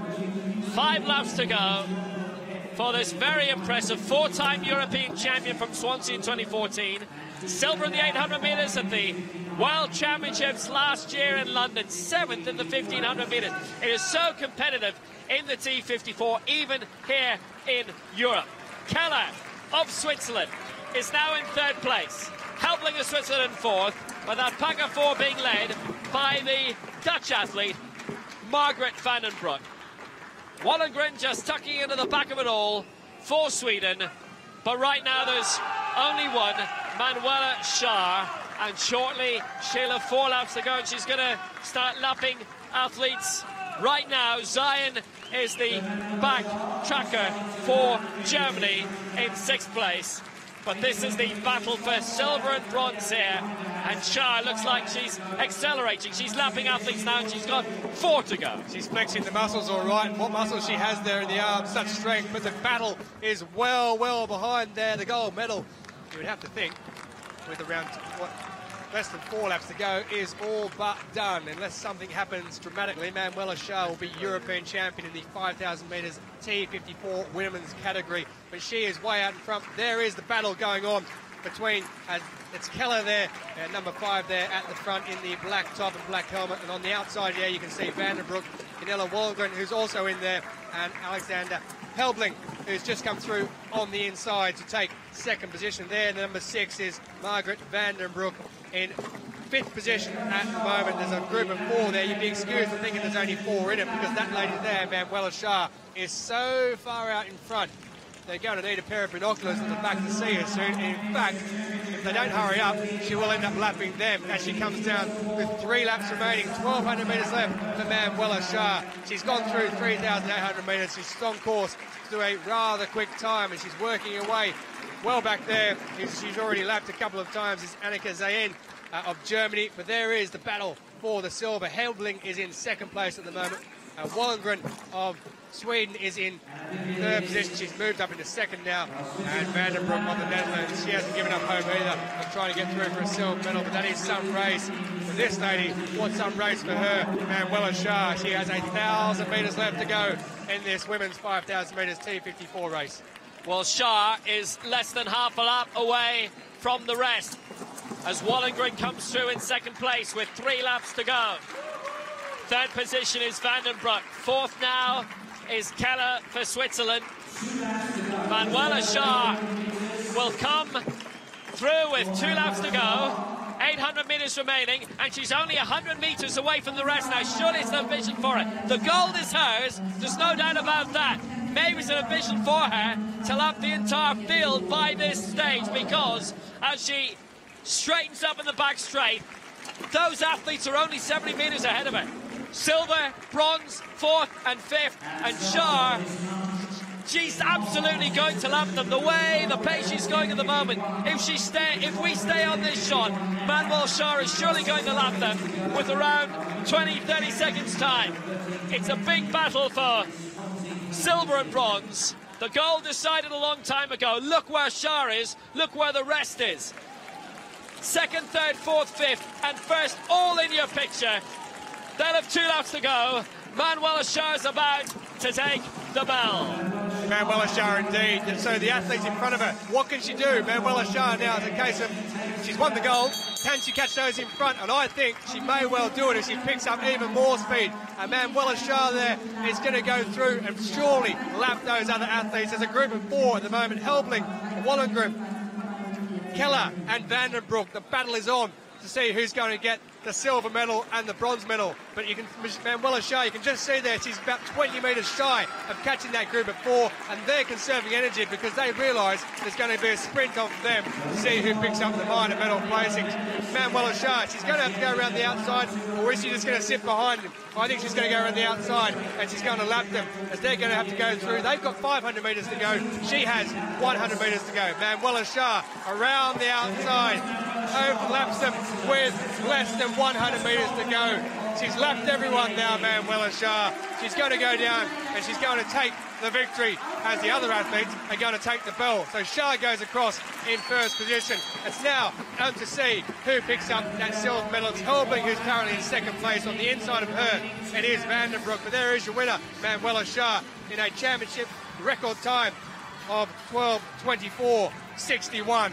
For her, breaking her own championship record that she set in Swansea back in August of 2014. But there is Vandenbroek, who's in second position, Helbling on the outside, Gunilla Wollengren, who's in fourth position there. Don't let it fool you, that's a group of 4 who are battling out for the silver and bronze medal position because gold has already been won, but they've dropped Patricia Keller off the back. So it's now a race in 3. That's Vandenbroek, who's in the second position. That's Gunilla Wollengren in the yellow top, who's behind of Sweden.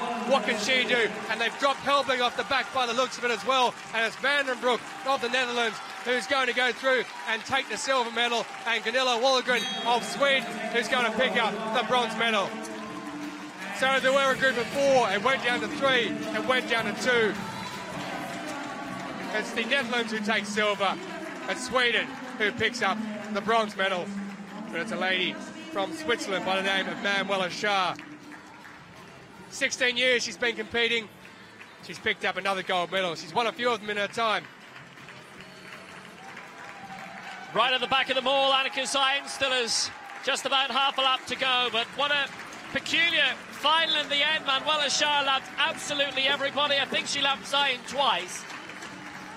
And it was 2 races in 1. Shah taking the gold by a long way. She's taken almost a minute off that championship record from 4 years ago in Swansea when she won the 4 gold medals. Vandenbroek with the silver for the Netherlands, Wollengren the bronze for Sweden. Then the next Swiss, Helbling 4th, Keller in 5th, and Annika Zayn entering the closing straight will take 6th place for Germany. There was a famous wheelchair basketballer, don't forget, European, World and Paralympic gold, and on the track 6th in this European final in the women's 5,000 metres. A real headline star in parasport for Germany. But Manuela Shah, what a fantastic champion. That is 5 European finals in a row and 5 gold medals. 12:24.47, an emphatic championship record for Manuela Schär.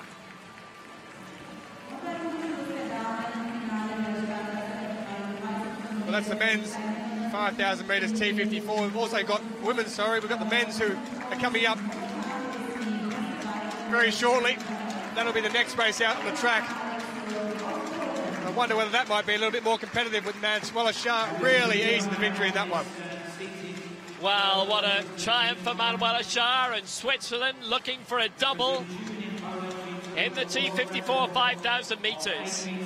Well, she decided very early on that she was going to go for it. Wasn't going to live in the pack. She'd felt herself a class apart, and away she went. And as soon as she did so, nobody went with her.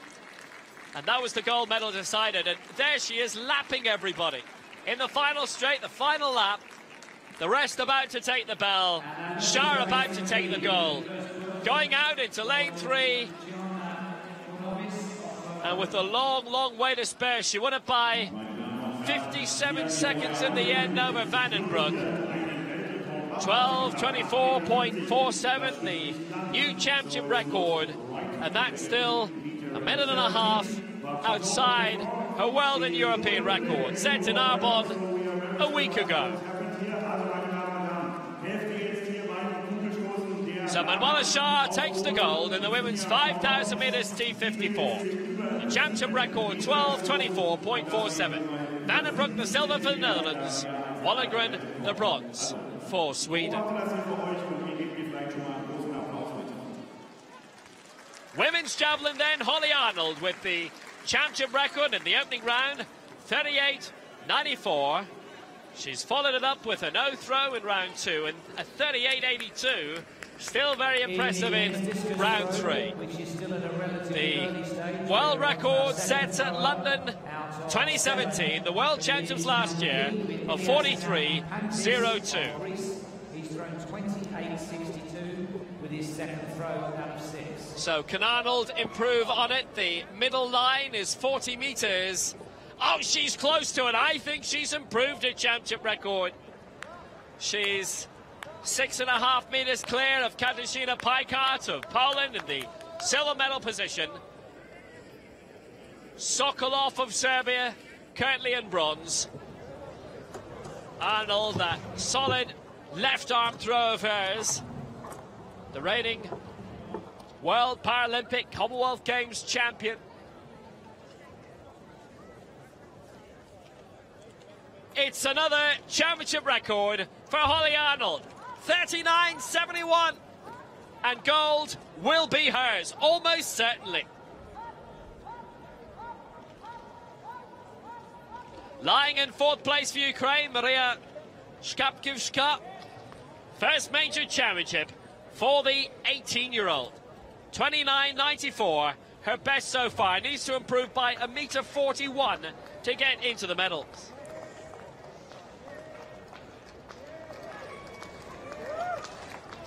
That coming in the previous round, round 4, her best, but that again shy of 30, so she'll stay in 4th position.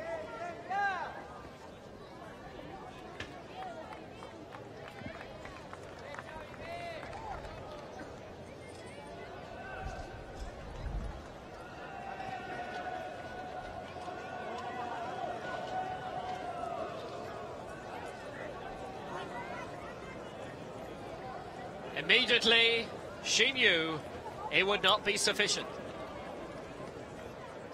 28.54 keeps her 1 place outside the medals.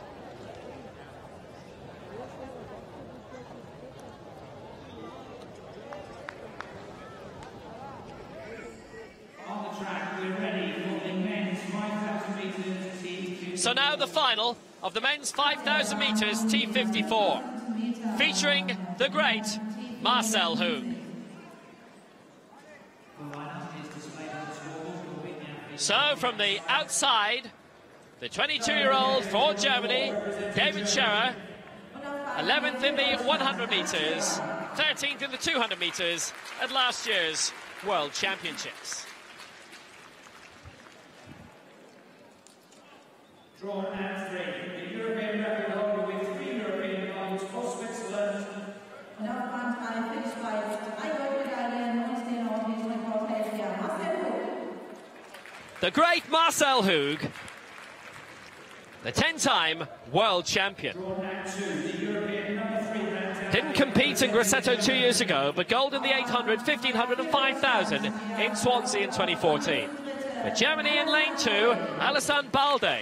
Bronze in the World Championships last year in the 1500 and the 5000, and bronze in those 2 events in the last Europeans. And Julien Casserly of France in lane 1, bronze in the 1500 metres in Swansea 4 years ago in the Europeans, bronze in the 800 and the 5000 in the Worlds in 2011.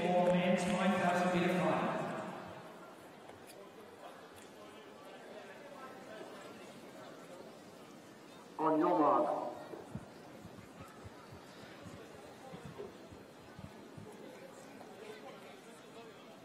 The final of the men's 5,000 metres, T54.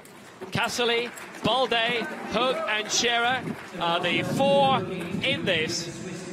Scherer's never won a major championship medal before, the other 3 have, and Hug all of those golds. 2 Paralympic gold medals from Rio 2 years ago, 20 World Championship medals, 10 of them gold. His last Europeans in Swansea in 2014, gold in the 800, the 1500 and the 5,000 metres. The silver bullet currently in 3rd position. Balde holding the front, 12 laps to go of this, 12 and a half in total for them in this 5,000 metres. It should be very, very competitive. It always is in this wonderful category. It'll be a little bit cat and mouse early on, there's no doubting that.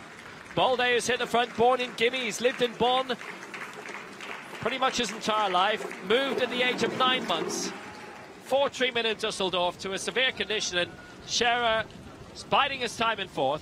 I think it's important to mention as well about Scherer that he's only raced over 100 metres and 200 metres in the past, so he may well struggle over this much longer distance. And you could see as he went around a moment or 2 ago, he was already flexing his fingers and having a few issues because he's had to do some work already, and he's already slightly being dropped off the back by this very experienced triumvirate which are in front of him.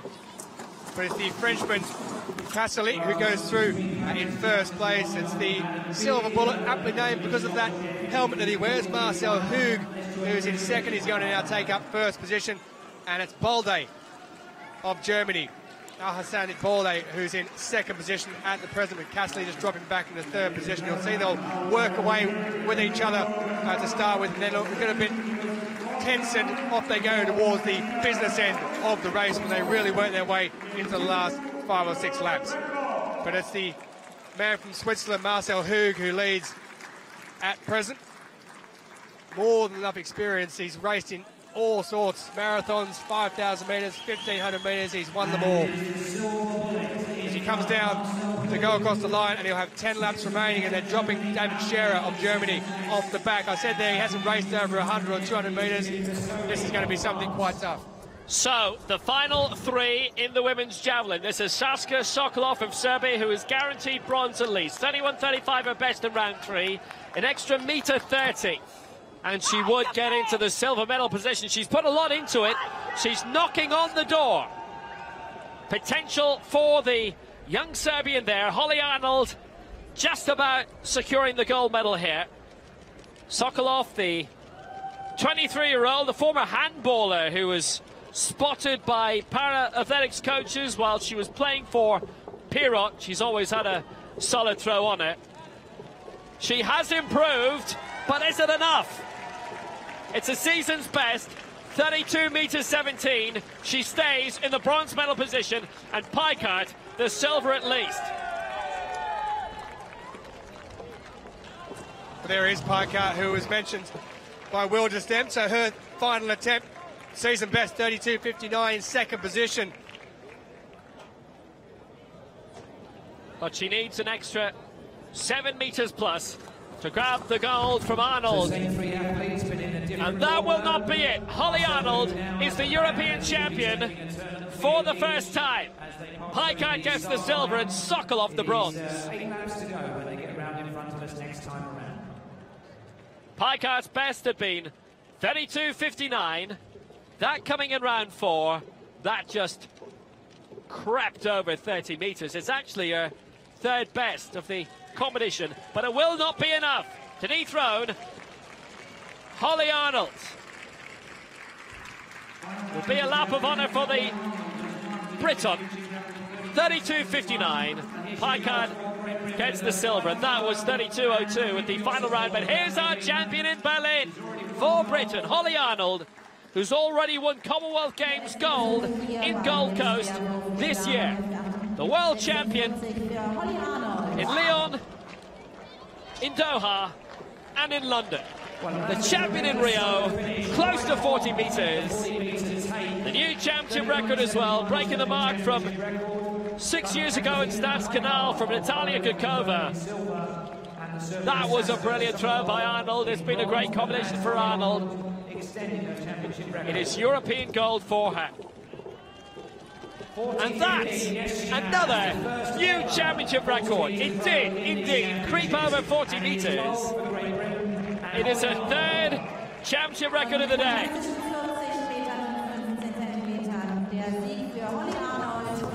Holly Arnold takes the championship record, takes the gold for Great Britain. 40 metres, 50, and she is the European champion.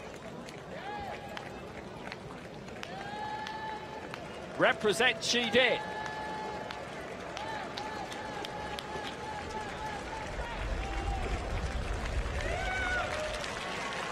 Everything to celebrate for Holly Arnold, and justifiably so. She now has the clean sweep of current major championship titles. So Holly Arnold takes the gold for Great Britain, 40.15 metres, the championship record.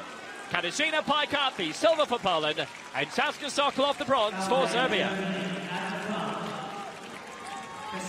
6 laps to go in the men's 5,000 metres. T54. It's between Casserly, Balde and Hug now. Scherer, who's a sprinter by trade, finds himself well behind. Little bit of cat and mouse. Casserly leads. Hug in second place. Balde in third. Yeah, Casserly up there. They've just worked together over these last few laps. We've been there watching the women's javelin.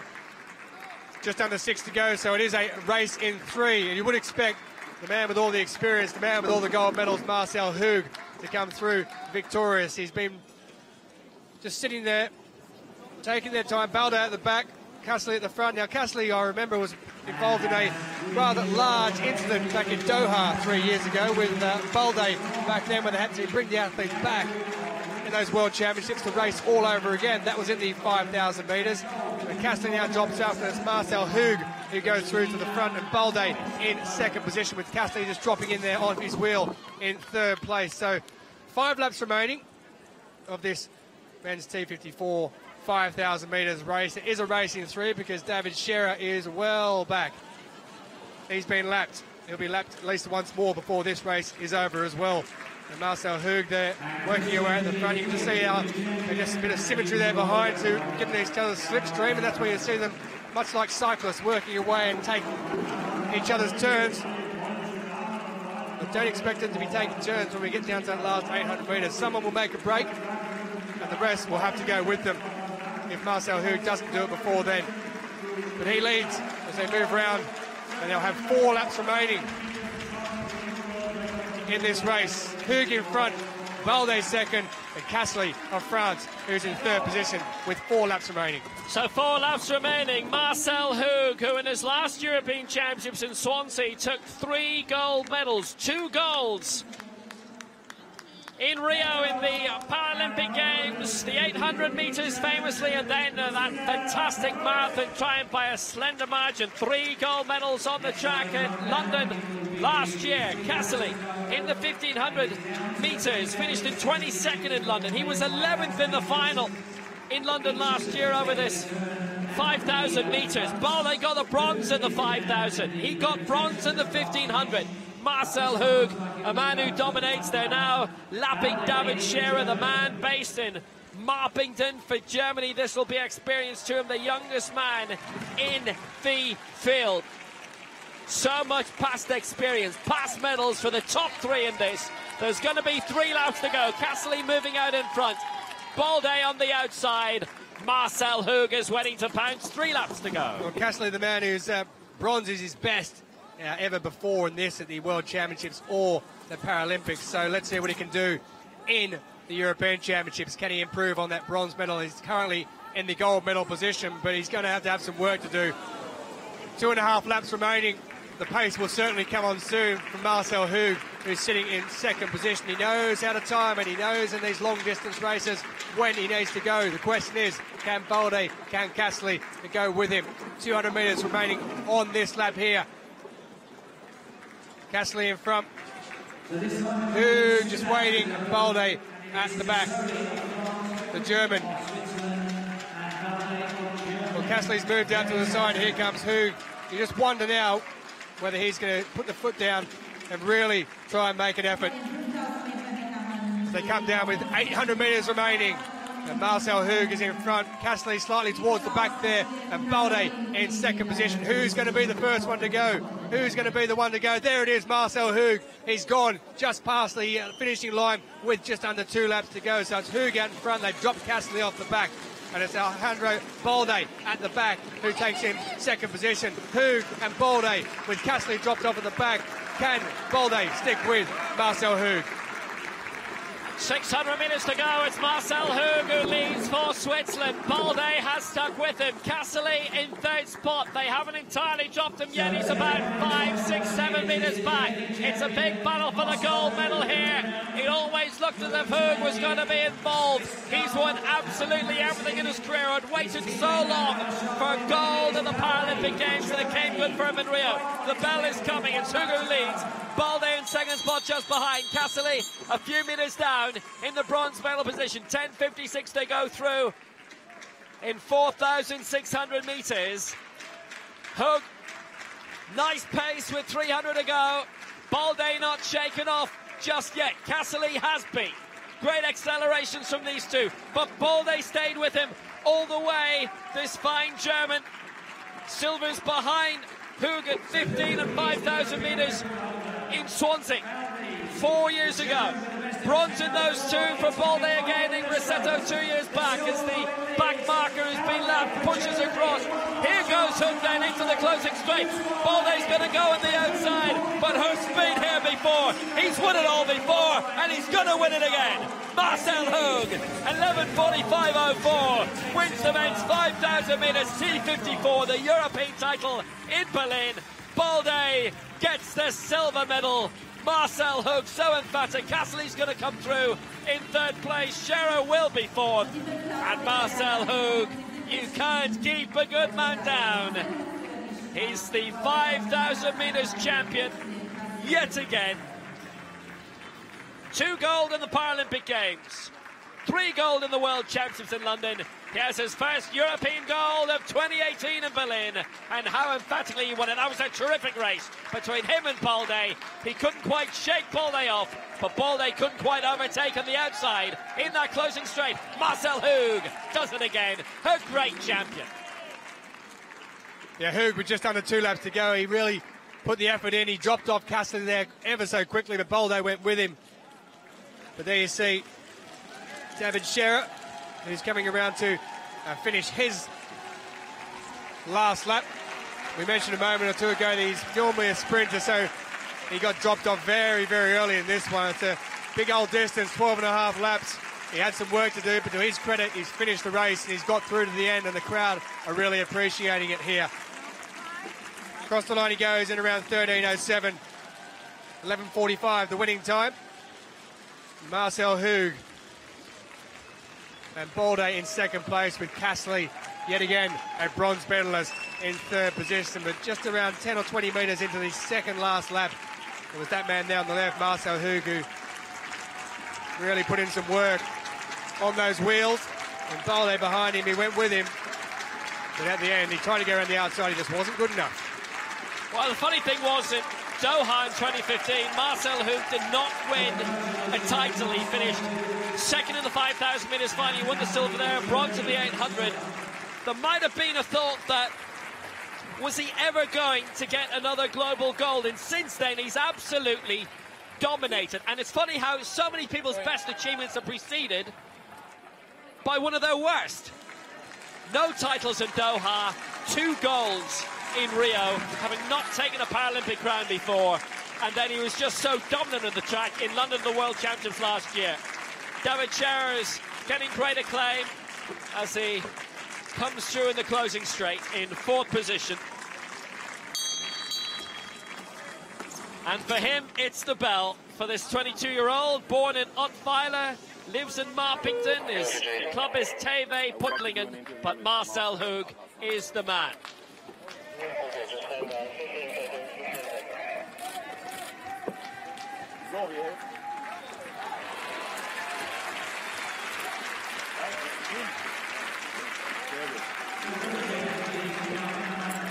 What a champion Marcel Hoog is.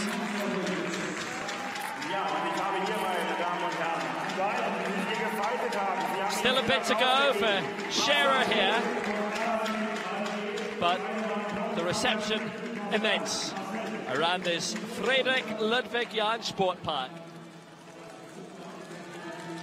100 metres to go then for David Scherer. Well, he was very bold in going for a distance 25 times longer than he's competed in at major championship level before. As he comes through in around 15.5 minutes, and his race is run. Or to be more accurate, his race is done.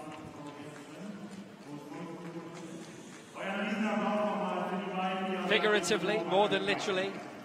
Marcel Hoog, just immense once more. He's the man they all have to beat. He is the world #1, if you like. Across all these T54 disciplines, he's the one that they have to beat. The European record holder, remember the world record set in the same race as that European record by Daniel Romanchuk in the United States back in June in Knoxville, Hoog's home city. Closing straight, Balde going strong on the outside, but Hoog so comfortable and moving away and clear to take the European title. The gold going to Switzerland, Marcel Hoog. Manuela Schär doing it a few minutes earlier in the women's equivalent. Gold for Switzerland in both. A man you simply would not bet against.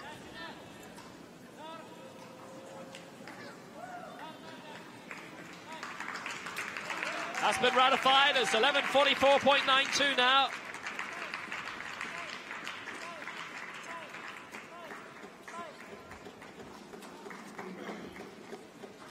Marcel Hoog takes the gold for Switzerland, 11:44.92.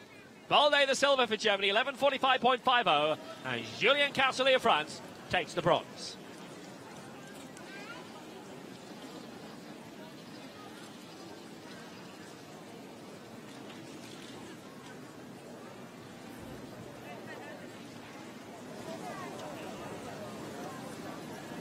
So the men's long jump T11, this complete visual impairment. All of the athletes are totally blind.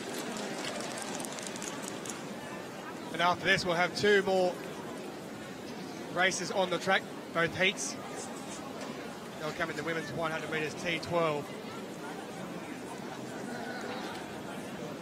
But this is the men's T11 long jump. We'll need complete silence for this as well, when the athletes come in for their jumps.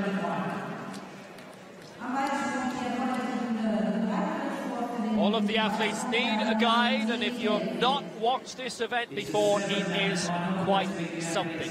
Entire faith and trust from the athlete in the guide.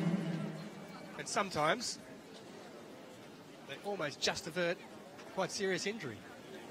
Happened to Lex Gillette in a world championship. I think it was in Doha where he landed outside the pit. Indeed.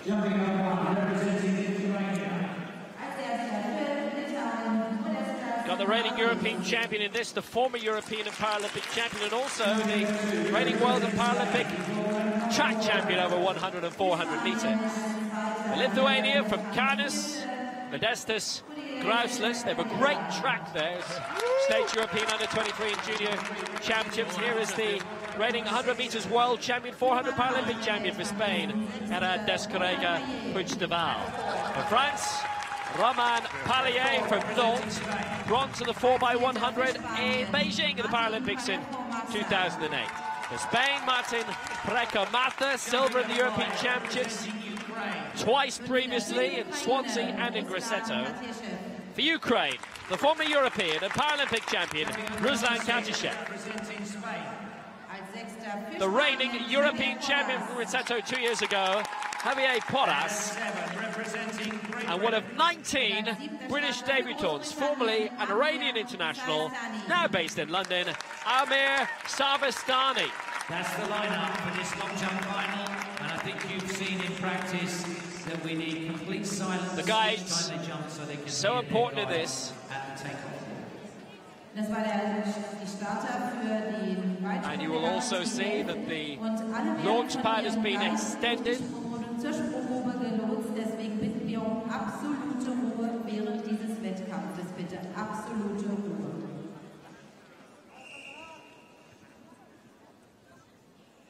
And you will see activity in the long jump pit, but alongside the track as well. On the track, we're ready for two more races to come. This is the first of two heats, the women's 100 metres T12, just the 3 athletes taking part in this. All 3 running with guides. Oksana Maturchik of Ukraine, who will go from lane 3. She appeared in a biographical film entitled Pulse. This year's due for release in 2019. There's something you don't see every day, is it? Garcia Falagan of Spain, she'll go in lane 5. From Madrid, only 16 years of age. In lane 7, the world ranked number 2 athlete. Someone you may have heard about before, Katrin Müller-Rotgart. Gold in 2016, silver in 2014, with silver in both the 100 metres and 200 metres World Championships in London last year. So you'd expect her to go as the first one through. Of course, the first athlete through in this automatically qualifies, and then we'll find the next 2 fastest after that. Just remembering that guides cannot cross the line first. It has to be the athlete, or it will be disqualification.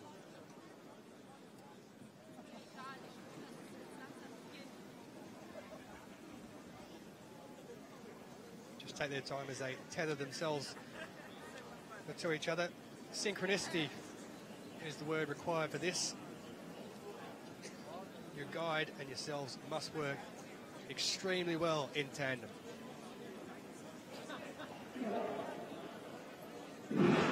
Away they get at the first time basket. In the middle there, the Spaniard Garcia Falagan got away well, but it's Maturchik of Ukraine who's on the inside, coming home quickly on the outside. That's Müller-Rotgart, but it's going to be the Ukrainian on the inside, Oksana Maturchik, who goes across in a time of 12.36 seconds. So Maturchik will go through in the automatic qualification place. It's now going to be a race for Katrina Müller-Rotgart to see if she can get through as one of those fastest qualifiers. And then finishing in 3rd place, it was Alba Garcia Falagan, whose goal is to race at the 2024 Paralympic Games. 2020 might be a little bit too soon, but Maturchik, she got away well.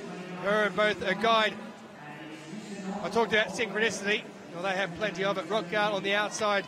Müller-Rotgart just didn't get away fast in the start, but Maturchik on the inside.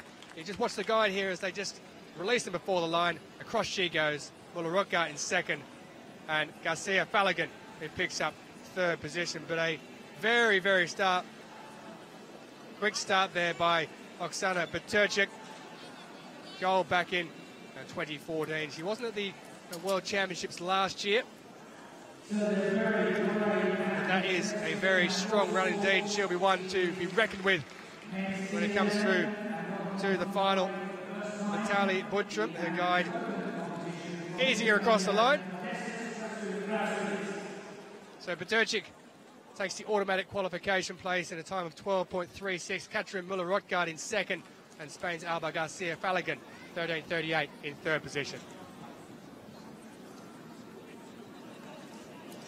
So the men's long jump T11, complete visual impairment, and we are watching Modestus Grauslis, 6th in the World Championships in London, 5th in Grosseto at the last Europeans. He was actually 5th as well in Swansea 2 years earlier. So the 6 rounds in this. This was supposed to start an hour ago. We anticipate this is going to go on a long time. There's 7 in this, and it takes a couple of minutes for each athlete to set up. They're allowed a couple of minutes. The guide will perch himself behind the launch point, and they will measure from the nearest mark in the chalk dust to the nearest mark in the sand. And Grauslis, well, he took off actually before the chalk, so they'll measure from where the chalk begins, so obviously where the indentation in the sand begins as well. Grauslis with a lifetime best this year of 5 meters 72. See, he actually just barely brushed the chalk there.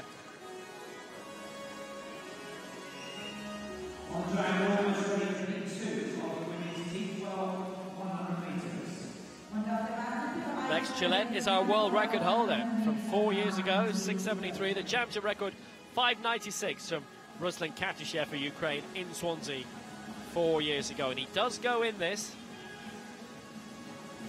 Measuring takes a bit longer than usual as well, because they're measuring between 2 points.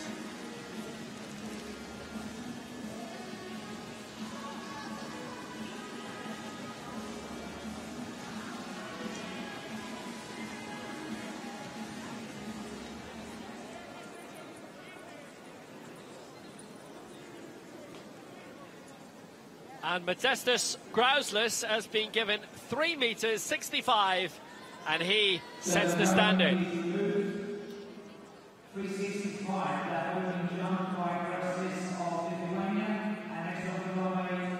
So now heat 2 of the women's 100 meters T12 medium visual impairment. Former European 400 meters champion goes in this. For Poland, this is Gosia Ignaciak, bronze in the 100 and 200 meters of the World Championships in London last year, and the last Europeans in Grosseto in 2016. In lane 4, with the guide for Spain, this is Melanie Burgess Gamez, silver in the 400 meters at the World Championships in London, and the reigning European 400 meters champion. Her guide, Sergio Sanchez. And in lane 6 for Portugal, the 17-year-old championship debutant Marcia Arujo, and a guide, Adelio Fernandez. Her twin sister, Sara, also a para-athlete. Competed in the World Juniors in Knoxville last year.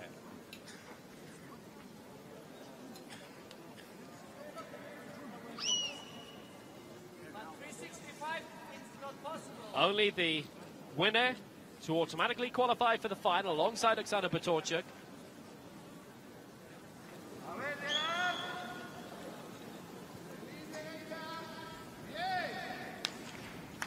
And the target, 13.38, in terms of the fastest losers.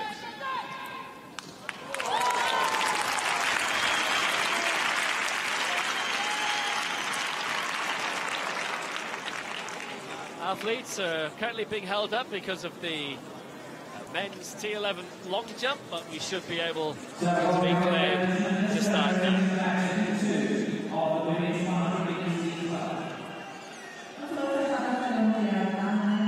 12.36, the winning time for Oksana Petorchuk in the other heat. Muller-Rothgard hanging on, 12.76, so if everybody beats that time, all of the 3 in this heat will qualify.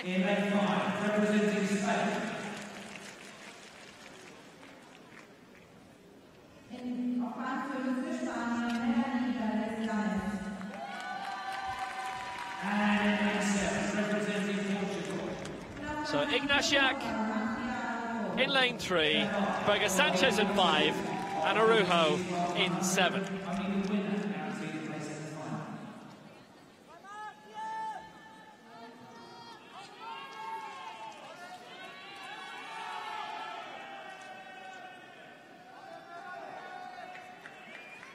So the winner to automatically qualify, along with the next 2 fastest Lucids, Ignatiak, Pereyra and Araujo.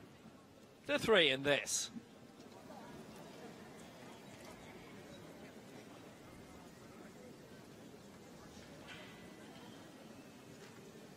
Two of the 3 with guides. It's merely optional in the T12. So away first time, and what a start by Melanie Pereyra and her guide Sergio Sanchez-Palanza alongside her in the middle lane. They're going to take this, but Ignatiak fighting back. Gosh, Ignatiak for Poland. It's going to be a good time for Pereyra 12.99. Ignatiak in second position. Might just have got away into the finals of fastest loser. Muller-Rothgart is definitely there, without a doubt. But Melanie Pereyra is rounded down to 12.98. She gets the win. It's quite a bit actually behind Batorchuk's winning time for the first heat, but Pereyra qualifies anyway, no doubt about that. And Ignatiak in second place will make it as the fastest loser in 13.24. Well, what a very solid start it was by Melanie Pereyra.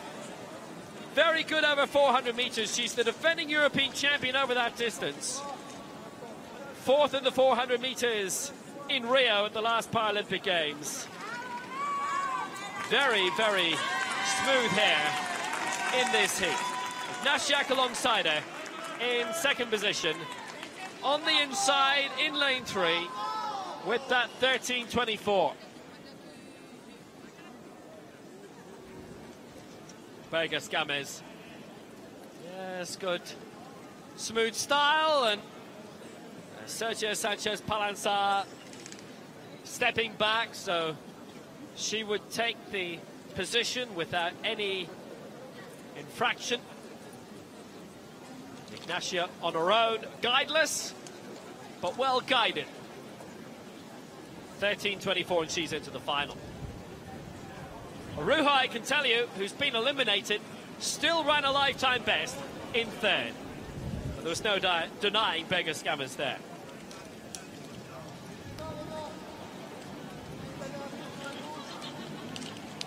So Melanie Pereyra gets the win, 12.98. Ignatiak through in second, 13.24 as the fastest loser. As Pereyra goes in the long jump, T11. Ui. Well, he didn't. Oh, he's on the wrong track. That's why. He's on the wrong track, so he has to go back. It was the middle track of the 3 that is in. Well, he started in the right position. He just didn't almost finish in the right position, and thankfully his guide has got him to stop, so back he goes again to line himself up in that middle lane there. So Pereyra of France. Lifetime best of 6.66. This time he's on the right track. Well, he starts well before the board there, so we'll go from the very beginning of the board. But he does have a legitimate jump.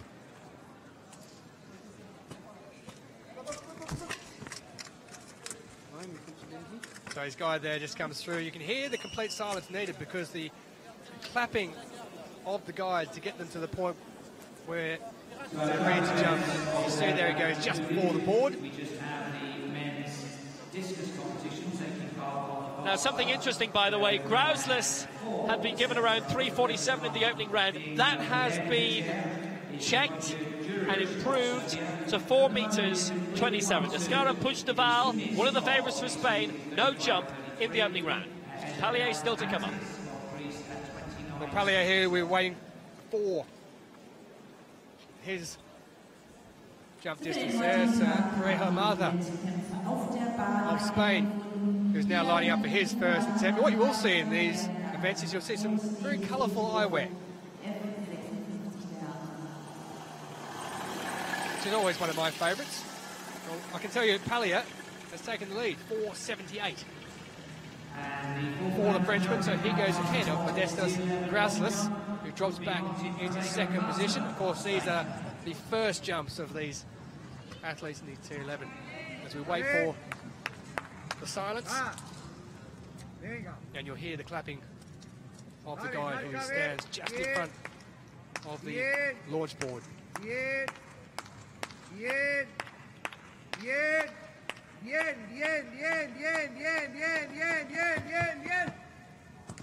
He leapt before the chalk.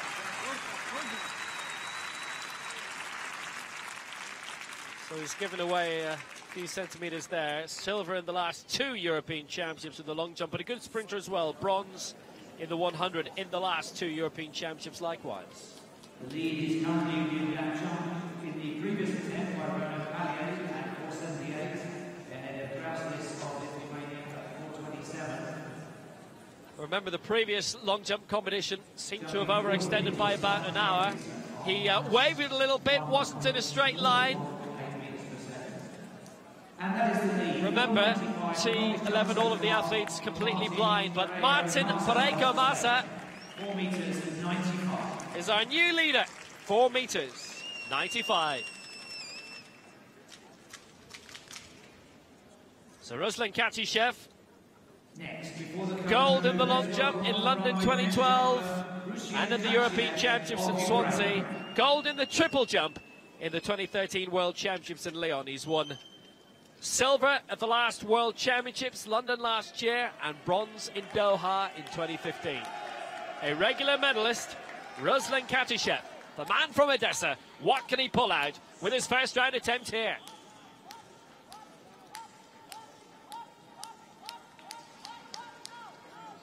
Oh, no.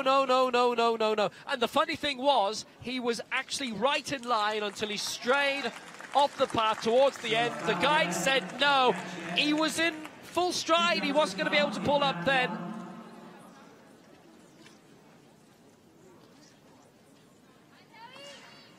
And it may have been the case that if she just said to him to keep going, he might have got something out of it, but a big X against him.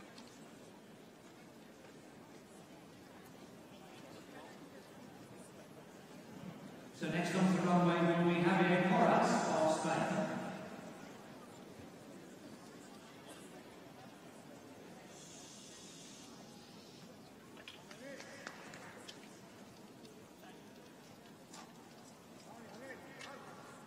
Next to go, Xavier Porras, the reigning European champion for Spain.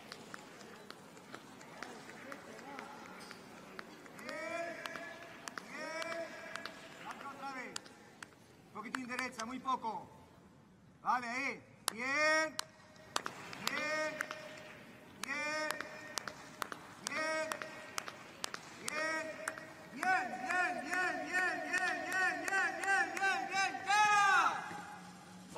And again he went early, but that was good.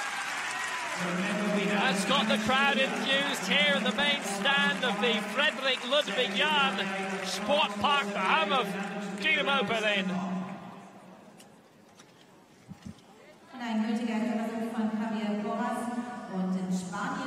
Just began to waver a little bit to the right then, was told to straighten up by his guide, and he did. So he left early as a result, against the white flag as a result of it. That's a very solid attempt, and he's got the lead. Porras out to 5.59. Xavier Porras of Spain is in the gold medal position. And when the cone is removed, the final jump... Well, here goes the man who now represents Great Britain. Previously Iranian, he's getting the crowd going. Amir Savastani. Lifetime best of a 6.39. If he can jump that here, he'd be in the lead.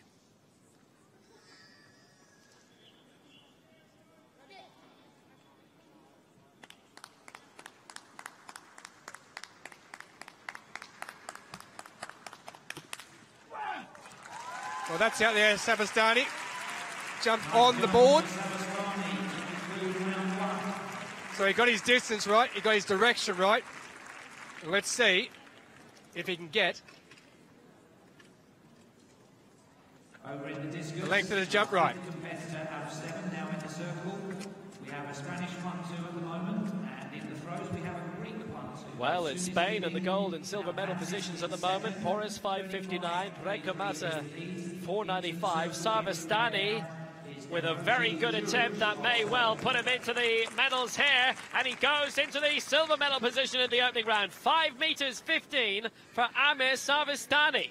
And 5.15 for Savastani moves him into second place. Opening up round 2, Modestas Krauslis of Lithuania.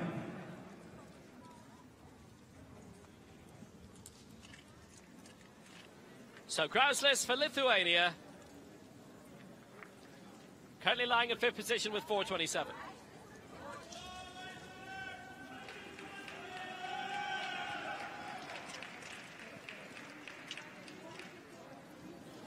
Krauslis with a lifetime best of 5.72, and if he were to match that here, that lifetime best coming this year, then he would actually go into the league.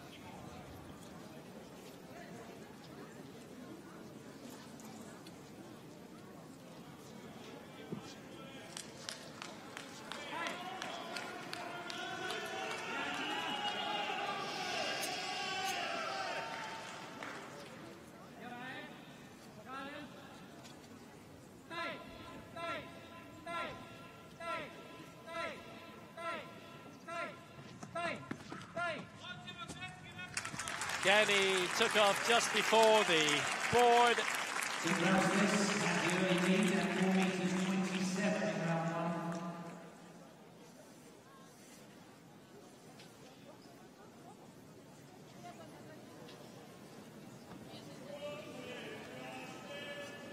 Well, again, he was wavering slightly to the left-hand side. He took off just before the board. 5 meters 15, he moves up into 5 meters 15, and Krauslis goes into the silver medal position. It's the same distance as Savastani had, but because he's got another mark of 4.27, Krauslis is in the silver medal position. Savastani for Britain in the bronze.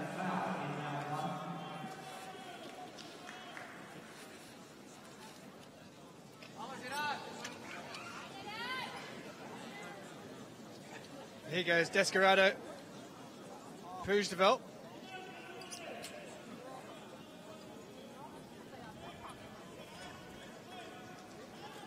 With his second attempt to foul with his opener. Been more of a 400-metre runner in the past. That one there is not too bad. That looks quite long indeed.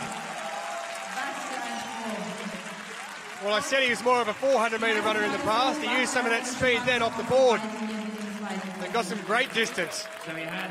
A foul with his first. That one there, certainly not a foul.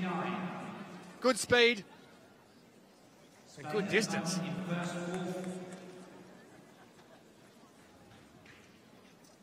We see the guy just get out of the way there. 6 meters 33, a new championship. Well, 6:33, a new championship record for Gerard Descarega Puigdevall. His first legal jump of the competition, and it's a championship record for the man who won T11 400-metre gold at the 2016 Paralympics. Also 400 metres gold in London last year. He's now heading for gold in the long jump. Spain in the gold and silver medal positions at the moment. Now for France. Ronan Pallier, 478 in the opening round, has him in 6th spot. Again, he took off before the board, so they'll start measuring where the chalk begins. He's given away maybe 20 centimetres, 25 centimetres there.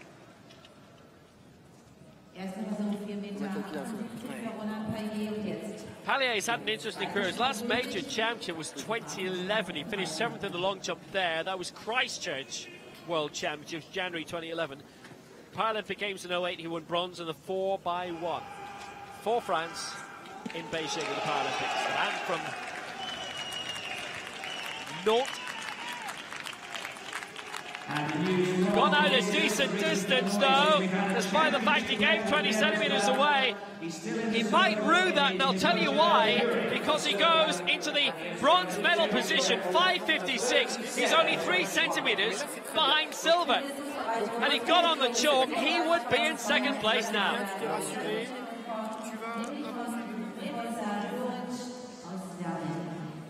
Martin Pereyra Martha, the third of the Spaniards in this men's T11 long jump. 4.95 with his opener.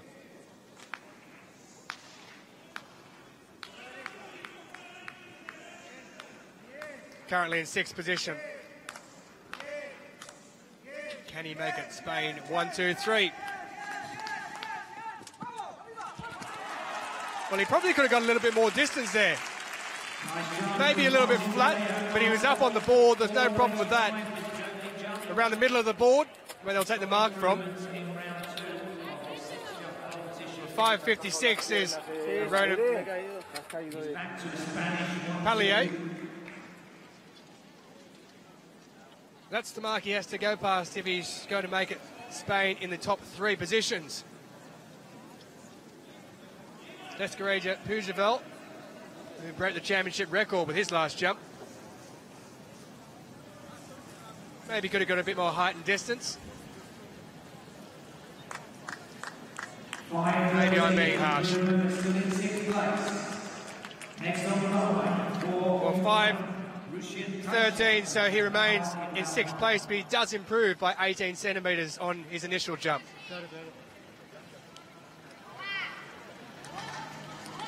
So now, Katishev with a no jump in the opening round. The former European and Paralympic champion. Silver medal in this in London at the World Championships last year, and the stride pattern just wrong according to the guide. It was a no jump in the opening round. 5.56 would put him into the lead. He's the championship record holder with 5.96 and his lifetime best is 6.22. So if he hits close to his best form, 2 guides, by the way, for him.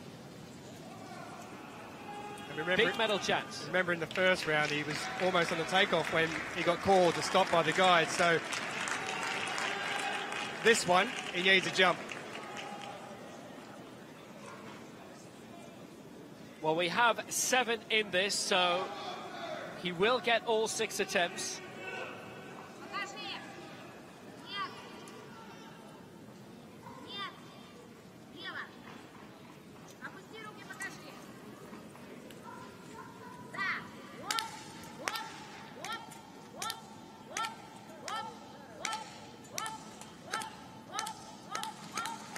Chef on the way. That's the way to do it. That is the way to do it. Got on the chalk perfectly. He's launched himself out. And he looks set to break into the top 5. Right now, there's only 2 centimetres between 4th and 6th.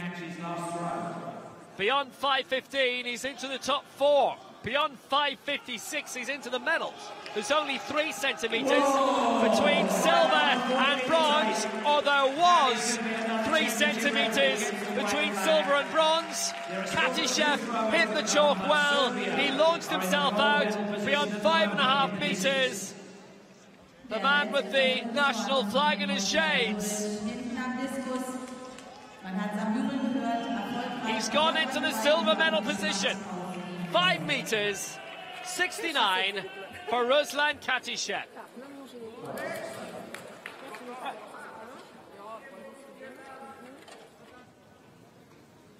So, Xavier Porras next. Spain has been usurped in those top 2 positions. What can Porras do to get himself back there?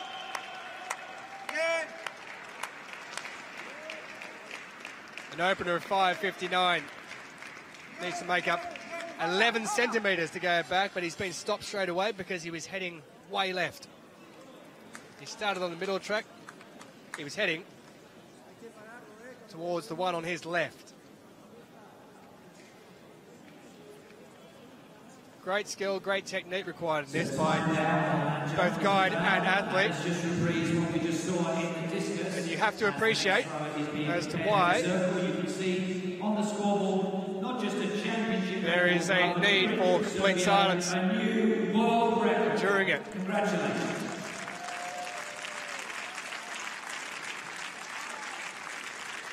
So it shall be take two for Spain's Xavier Portes.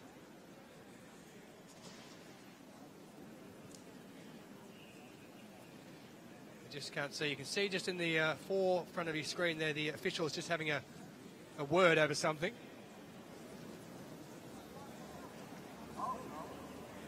It looks as if they fouled him. He's run out of time.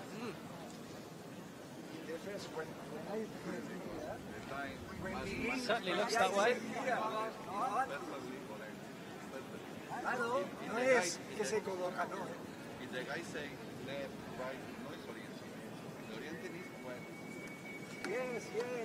bien. No this.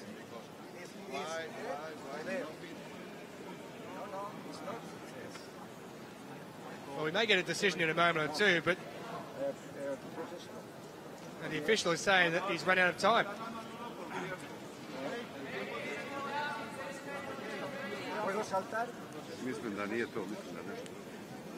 Porras is still waiting. The small scoreboard alongside says out.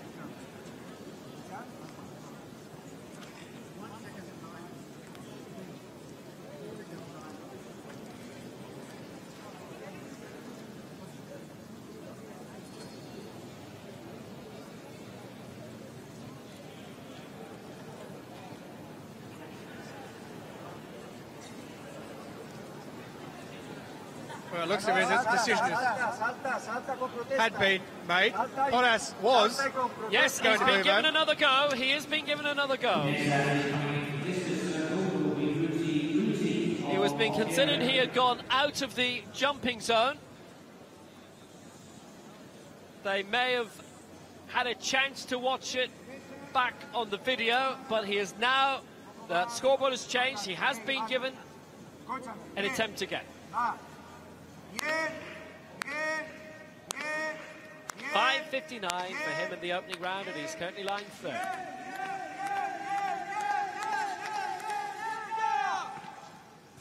Lovely. Clipped and short. Went well out. 5:69 the target to go into second position. Kantashev's mark from earlier in this round, and 5:69 would do it because he's a 5:59 to his name as well.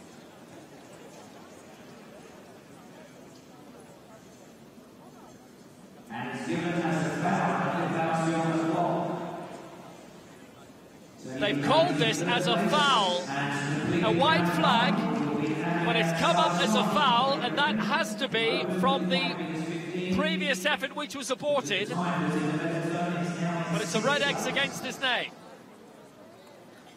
That after giving him the attempt.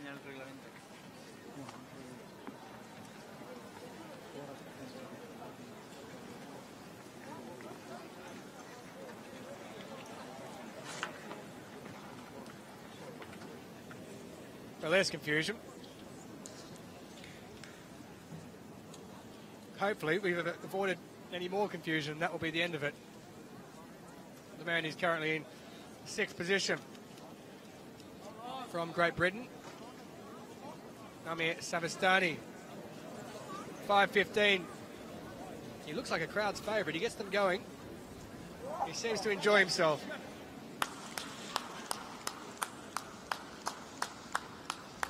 Let's see what he can do with jump number 2. Well, he's gone to the board. It's a white flag. Not too sure whether it's going to improve on his opener. 5.15 metres.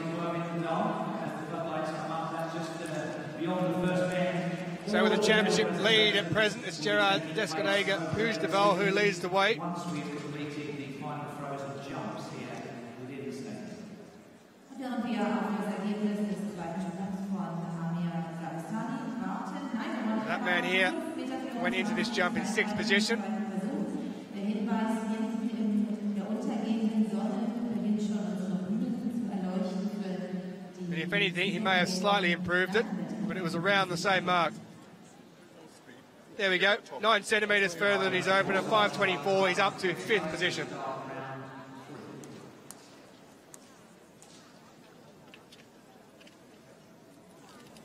Lights shining brightly in northeast Berlin. New event. Long jump first.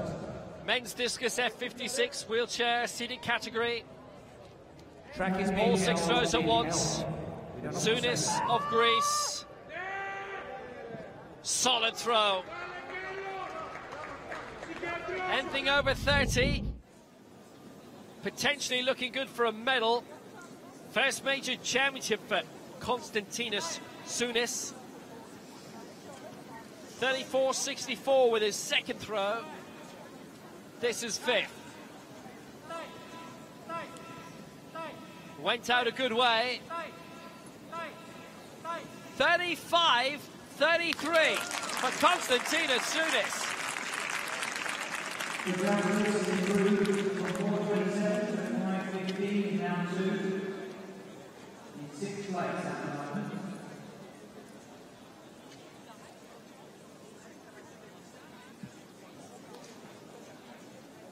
Well, they're enjoying themselves.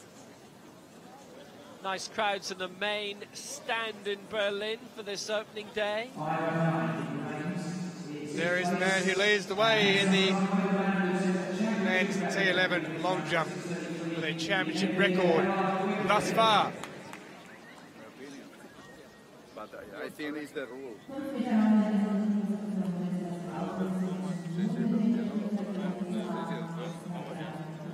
Spain leading the way. This is the beauty about para-athletics, is that you can go from being a 400-metre runner to a long jumper and come up with something like this.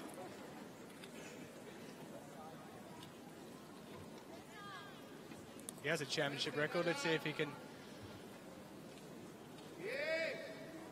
make that into a European record, at least. Well, that is hitting the limits of the board, and that is out there. That is something special. It is indeed. That is something special. Oh, I like this. There's no doubt whatsoever that he's extended his lead. 6:33 with his first. 6:33, the championship record from earlier. Now, the world record of Lex Gillette is 6:73, and he might have challenged that. That looks long. And Jose Rodriguez, his fellow Spaniard, who set the European record in Atlanta back in August, almost to the day, 22 years ago. Well, there's pushing the edge of the board there. He's improved his championship record. But how much has he improved it by? I can tell you, 4 centimetres. 6:37, Gerard Descodega-Puigdeval breaks his own championship record set in the second round, 6:37. He's in the lead.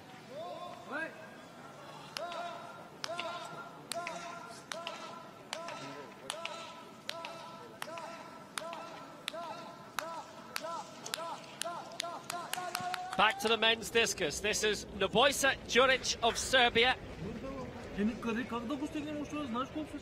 38.73 is best so far to hit the front. This is final round throw. And that's a very good one. Now that clipped the tape. That clipped the tape, which is 40 metres. Đurić is an F55. 39.42 is the world record for Mustafa Yusunov from that World Championships in Christchurch 7 years ago. That's out towards 40 metres. Mike just got short of it. He knows it's good. He knows it's great. He's in the gold medal position. He's improved by about a metre. Juric, world record, 39.84.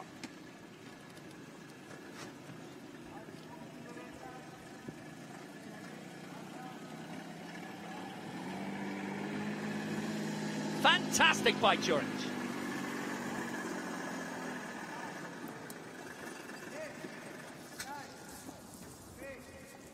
Right, back to the long jump.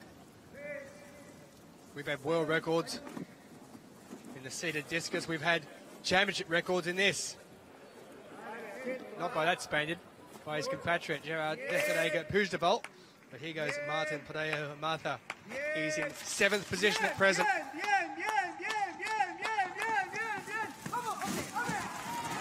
Well, that's not too bad.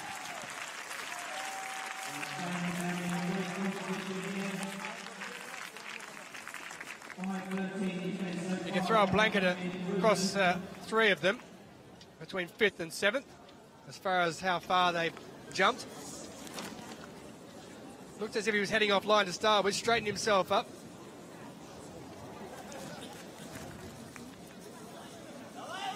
.513 was his best jump in the second round.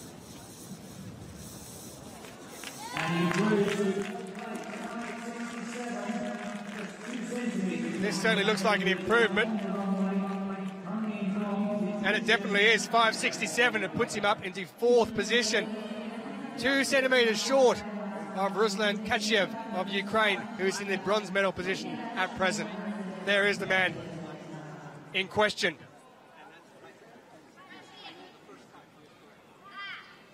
As he lines up for his 3rd.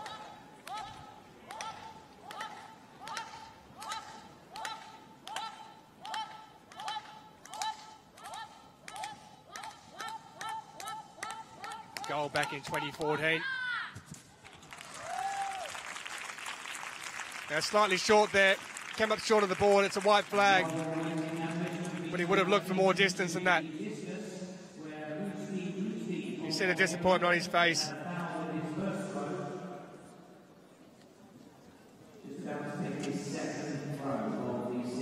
The 6.22 is his lifetime best. He hasn't got near that yet.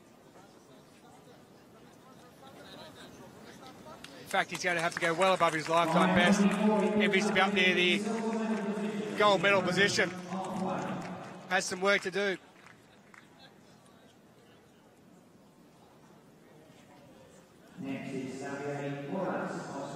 .594, he's improved up near the 6 metre mark. He's in 2nd position.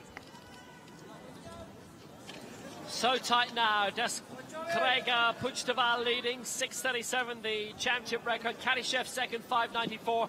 Pallier 3rd, 5.73. Pereyra Martha 4th, 5.67. And Porras here in 5th, 5.59. Needs to improve by 35 centimetres to go into the silver medal position. Porras, the reigning European champion from 2 years ago.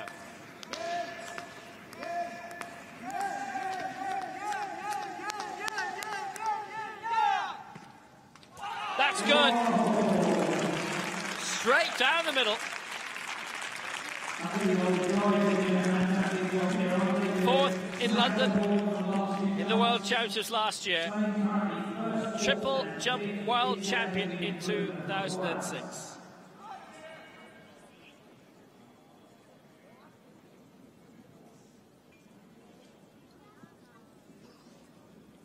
Tough to come back from as well in that last round when he'd been fouled. He got let back in, he jumped around 5.60, and then he was told it was a foul anyway. Yes, it is. Porras, who was fouled out last time round, even though he was allowed jump at the 2nd attempt in the 2nd round. He's been able to get his head together. 5.90 goes into the bronze medal position.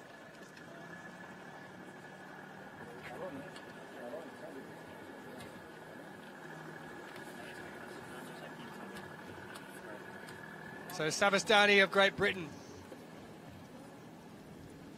pointing the direction out. Thumbs up, 6th position, 5.24 his best so far. He's improving each time. Not too sure if that's going to be much of an improvement. No, it's around the same mark. It looks like he's actually injured himself.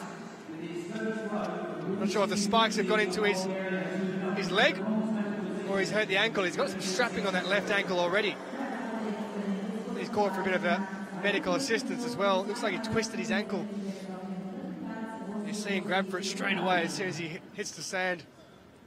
Just there. There, he's gone for it straight away. He's already got strapping around that left ankle. He's gone through the pain barrier, but he's gone through another barrier here as well. Bit of strapping, but it's his best attempt of the night, despite that. Stays in 6th position, but hopefully we still see him, because he looks like he's in a bit of trouble.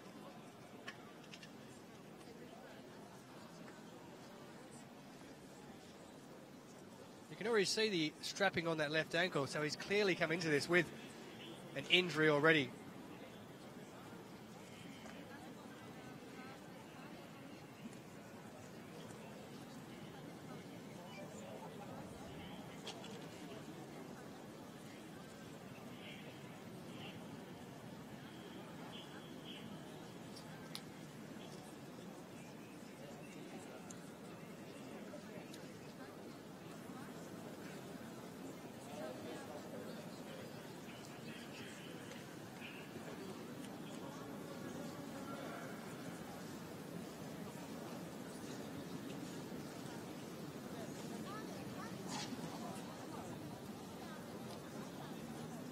So the order is now reversed, with the 7th place athlete jumping first and the leader jumping last. Well, that is an immense amount of strapping actually for Amir Savastani, who's London-based now and representing Great Britain, and competed for Iran in the IPSA World Games in Turkey in 2011. But I think that shows you how much he wants to compete now, doesn't it? That he's actually got the ankle strapped to such an extent that he's almost re-injured it. He wants to continue on. He's improved each time as we've gone along. 5:15, 5:24, 5:37. He's got a bit of way to go if he wants to get up into the medal positions, but he's still there. As is this man from Lithuania, Denis Schmitz.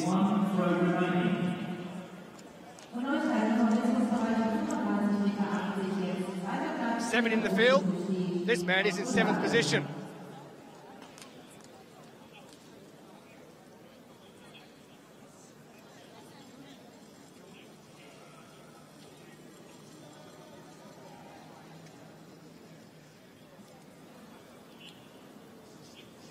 Celebrated his 23rd birthday less than a week ago.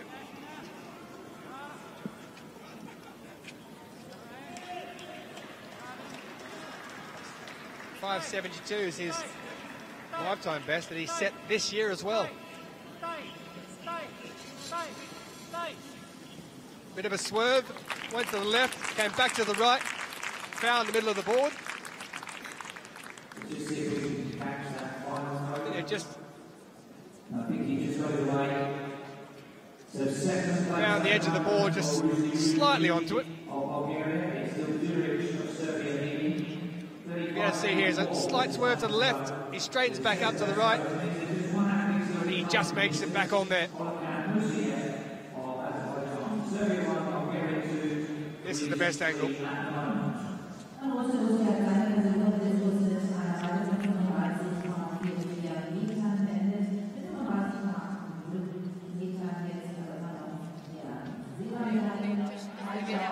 Well, 5:55, he's moved up ahead of Savastani into 6th position.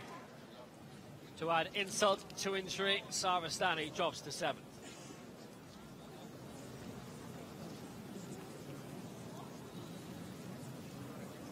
Martin Pereyra Marta of Spain currently lying in 5th position, silver in the last 2 European Championships.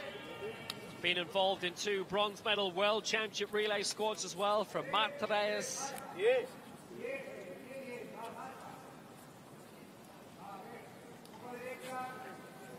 5:67 is best so far. 1 centimetre off his season's best, his lifetime best of 6 metres. would be good enough for silver.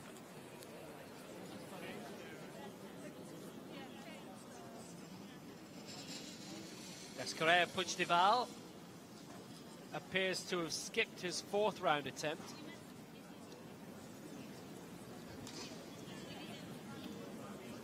Sarvastani due to be next to go, but I think with the injury, he is skipping round 4 also.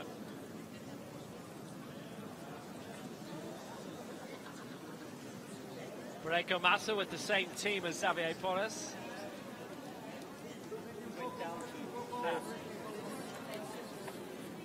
No.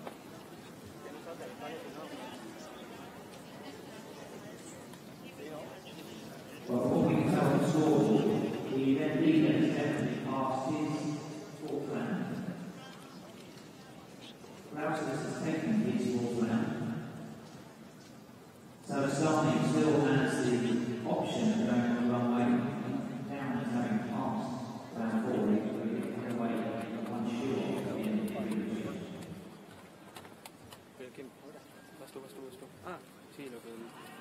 Sarvastani has passed up. So too does Pereyra Puigdeval. Well, I've actually taken a wheelchair just out of shot there. Looks like Sarvastani's getting a bit of medical attention. You can just see there it is. There's the wheelchair there. Sarvastani has now officially passed up his fourth round attempt. Next to jump then would be Pareko Massa. That's what they were trying to sort out during all that.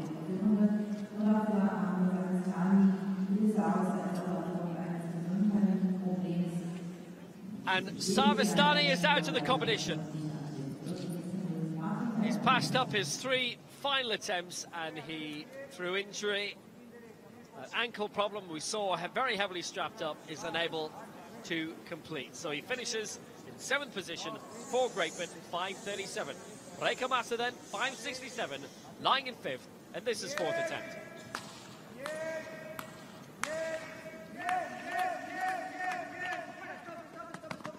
He'll go again. 23 seconds remaining. So he can resume on 23. He's going way out.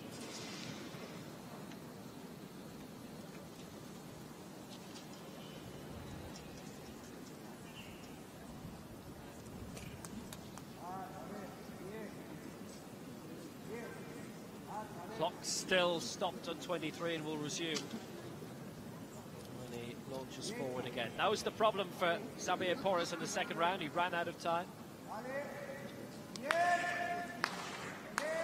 So now the clock begins again. Pareko Massa. That was good. That was good. Plumb on the chalk. Launched himself forward into the sand pit, and 5:67 coming in round 3. To have him in 5th position, needs to improve by about 25 centimeters to get into the medals. It is doable.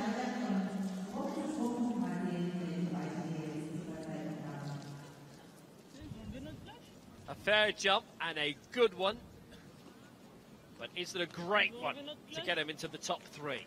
He's 6 centimeters off 4th. It's around his best, but not necessarily well beyond what he's achieved so far.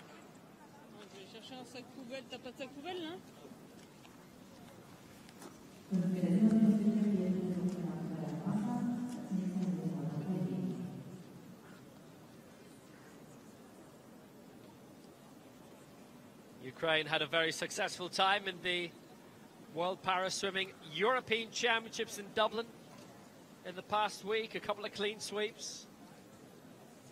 5:57 is not an improvement.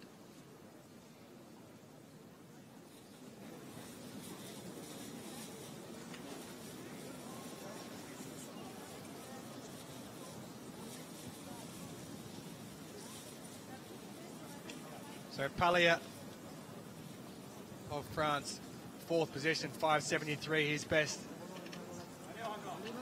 to date. 5.90 is his target.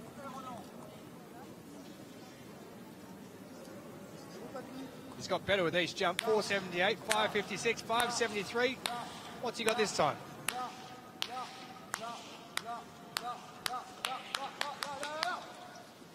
Well, he's got something that could have been further. He's gone well short of the ball. There's no problem with that.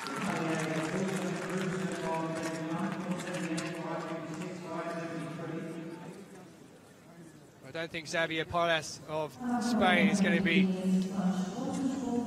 troubled.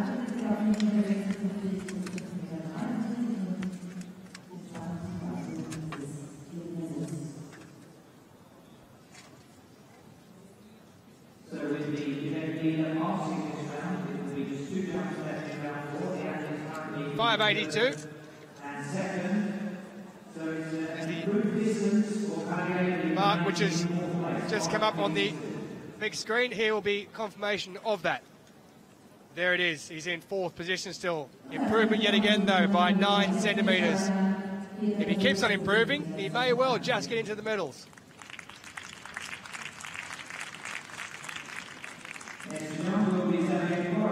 Xavier Porras then for Spain. 5.90 is best so far, coming in the previous round. That's put him into the bronze medal position.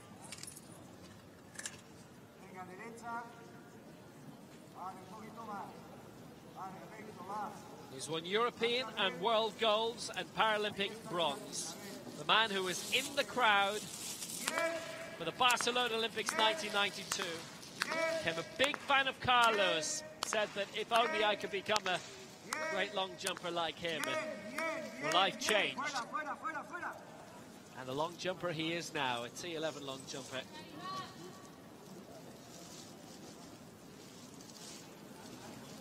And he was in the crowd at those Olympic Games watching Carl Lewis. It's his eyesight in the 26 years since deteriorating. What great Olympic Games they were. And the first televised Paralympic Games followed a few weeks after.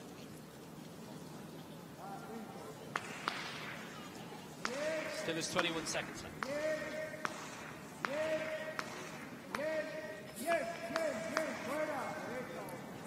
He's running out of time. He's down to 15 seconds now. I think of all the athletes in this men's long jump T11 final, he's had the most difficulties in keeping his accuracy on the run-up. Like you said, if he continues doing that, it might be 3 fouls on this go and he may be out because he may well run out of time.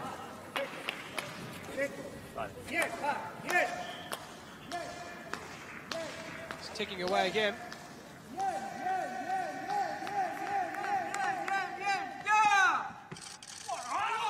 He's got to wait, and that's out there. 5.90 with his third jump, which was a season best.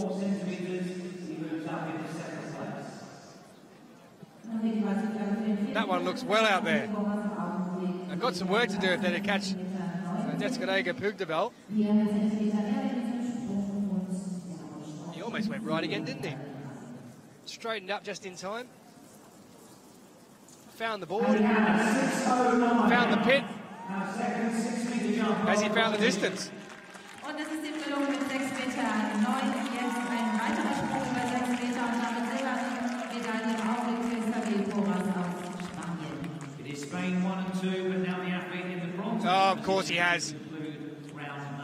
6.09 is up into second position. Spain in first and second now. Porras was a leader after the opening round with that 5.59. He's clawed his way back up. Katishev of Ukraine. Now dropping down to the bronze medal position. 5.94 in the third round.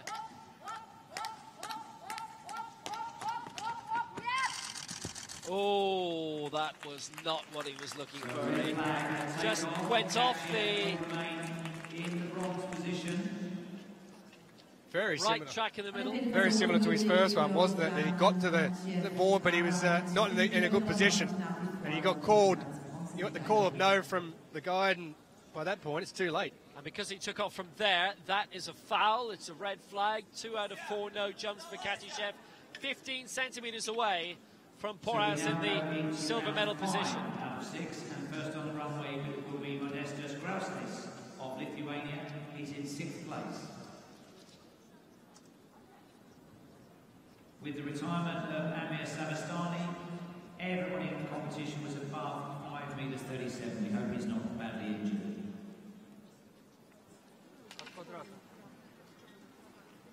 Katishev still in bronze.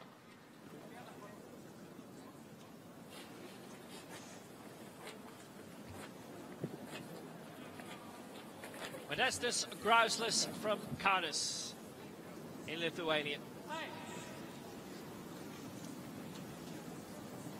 The National Athletic Stadium is there, and national football team a lot of the time play their international matches there. Vilnius, the capital, and are away by train. Foul. So red flag for Grauslis as he went off the... In the men's discus F36 final, it's Alexandra Helbling. And in fact, his opening throw has just moved him up into the bronze medal position. Well, it's right into So his he's guide as guaranteed well. himself a medal, and he has 5 throws remaining. Für Modestas Grauslis war es ein nötiger Sprung und bei den Diskuswerfern der erste Versuch Stepped off the runway and then that was it. He'd auf den dritten Rang mit 35,36 Meter. gone beyond the event horizon.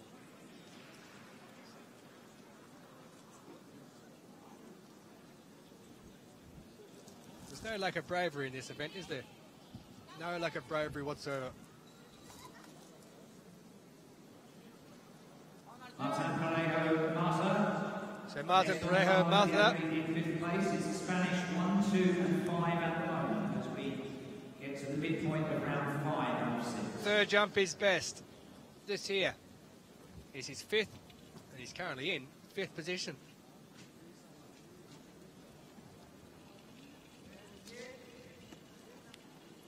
He's up in bronze at one stage.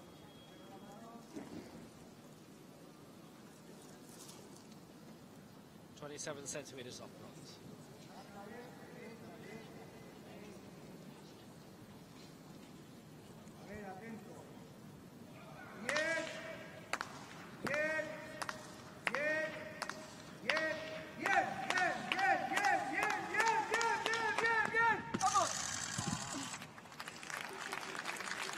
Went early, so lost a few centimetres due to that.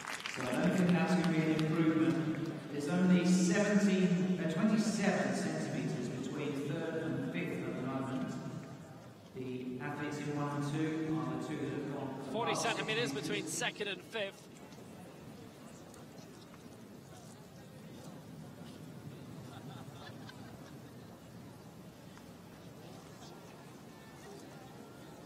That will not be among his best. 5.67 and 5.57 in the last 2 rounds. That will be a bit shorter.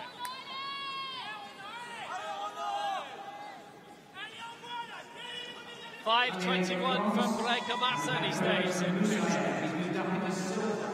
Well, here goes Ronan Pallier. 4.78, 5.56, 5.73 and 5.82. That best jump so far in his 4th.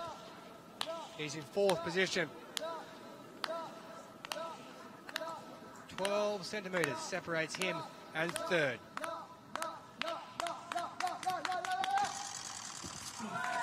Well, he hit the board. Perhaps if he'd gone a slight bit further.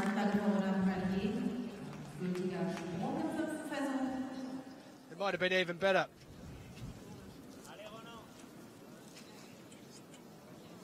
He's the only athlete in the competition who's improved with every round, but he would need to go beyond 5.82 to maintain that. And he has 5.99. Barking. Ronan Pallier for France what's he come up with? He seemed happy. Why wouldn't he be? 5.99, it puts him up into the third position for the Frenchman. Porras of Spain, the athlete in the silver medal position. Out over 6 metres in the previous round. What's he got in round 5? So Porras then, 6.09 in the fourth round, and this his penultimate attempt then, with Pallier overtaking Katishev for Ukraine, who drops to fourth. Pallier third, Porras here in second. Spain in the gold and silver medal positions. Dusk falling in Berlin.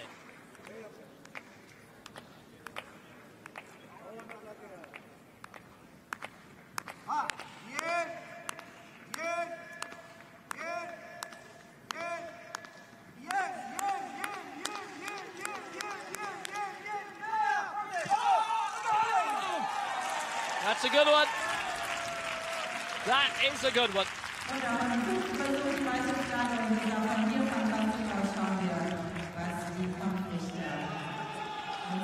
Well, Porras with a season's best of 6.09 in the previous round. He's broken his season's best twice already. 6.09 is best so far. It'll take some doing to get beyond that 6.09 that we've already seen from him in the previous round. He is 28 centimetres off the leader, his compatriot Descaraga Puigdeval. It is around 6 metres. It will not be the improvement zone, what we've already seen from him. He met the board very well, there's no doubting that.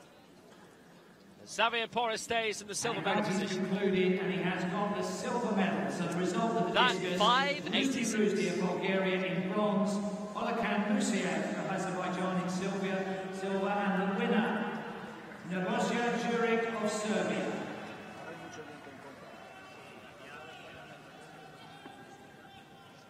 So Ruslan Katishev,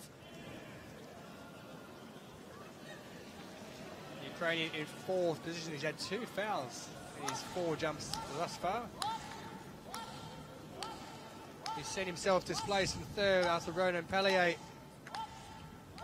jumped 5.99, so needs to find a bit of distance.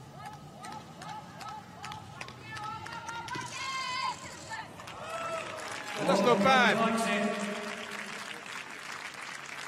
Katishev will have one further jump after this. Hard to say on first viewing there if that's got any better than what he's jumped so far. As I said, 5.94 is best. 6.22 is his lifetime best. So he's going to be going some for that. The interesting thing is when he came out of the pit, he was limping, and he still No is. improvement. Harsh landing for him, perhaps. So he remains in fourth place, but with 1 jump left. 5,71 Meter im 5.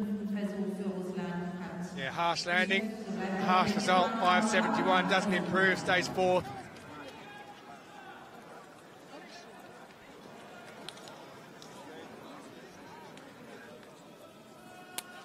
And it looks as though Dragan Puigdeval has skipped his 5th round attempt. Savastani skipping the rest of the competition. We're into the final round of the men's long jump T11 now in Grauslis next to go. fantastic brave event, starting with the athlete in 6th place, Modestas Grauslis of Lithuania.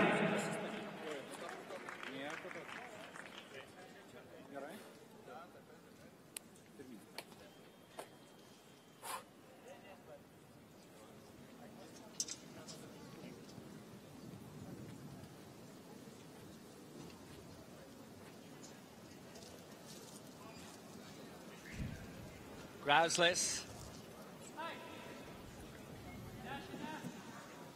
Part of the growing para-athletic scene in the Baltics.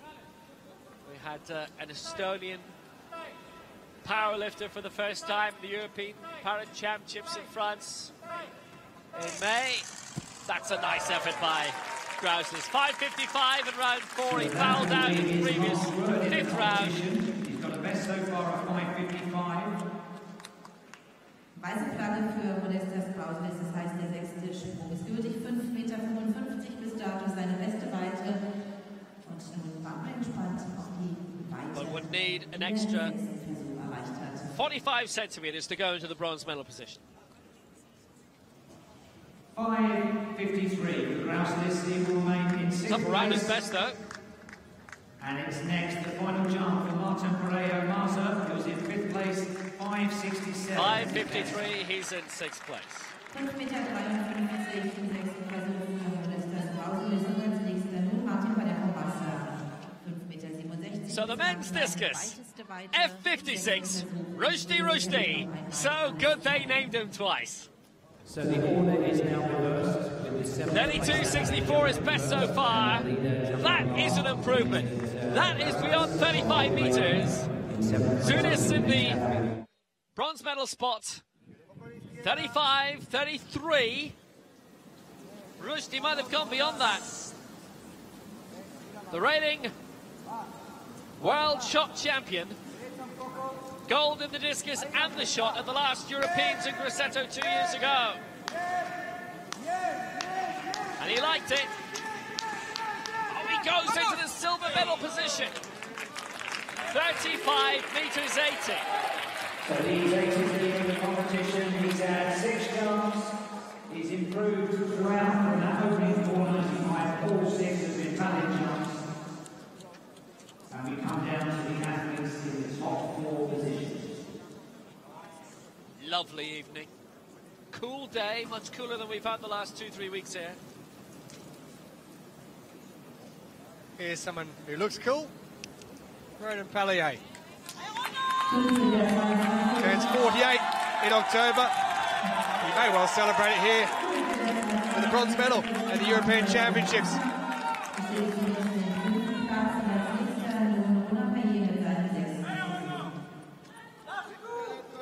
His last jump put him into the bronze medal position. 1 centimetre shy of the 6 metre mark. His season best is 6:08.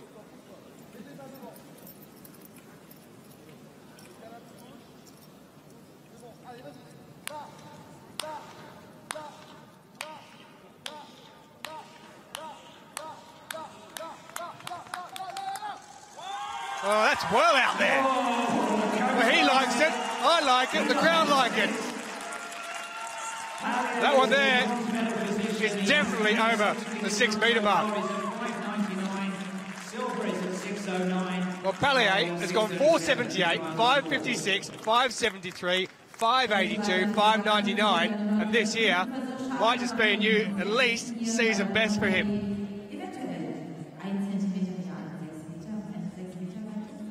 We'll just wait for confirmation of that, but I can guarantee you that's gone over 6 metres.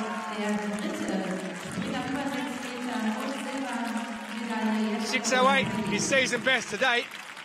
If he goes anywhere near that,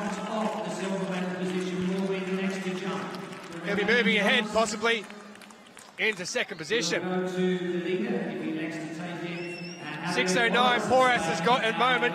Well, he's got 6:16, new season best. Ronan Pereyra, I tip my hat to you. You're in the silver medal position. Enjoy it. Brilliant, brilliant jump.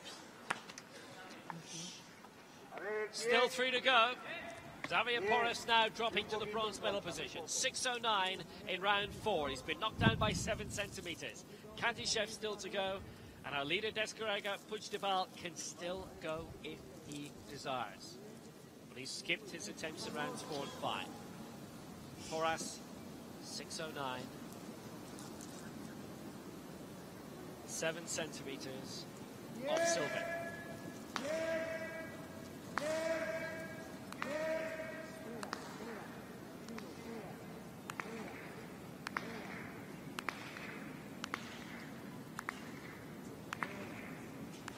Pereyra has just gone out to what is Porras's lifetime best, 6:16.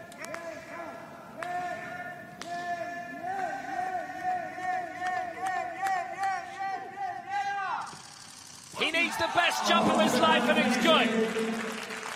But how good? 6:16 in silver, 6:37 is gold at the moment. He put a lot into it. met the board sweetly. With the naked eye, and remember there are no markings there because the measurements all begin at a different place. So there's no board there on the far side that gives you an indication of how good it really is. He's only broken 6 meters once tonight. Same with Pereyra. Pereyra's second, Porras third. I don't think Porras has made it. He's still in a risk of not making the medals. 587, he stays third.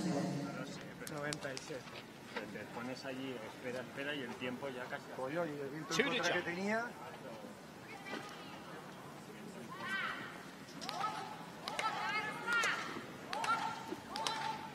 So the final jump for Ukraine's Ruslan Kachiev.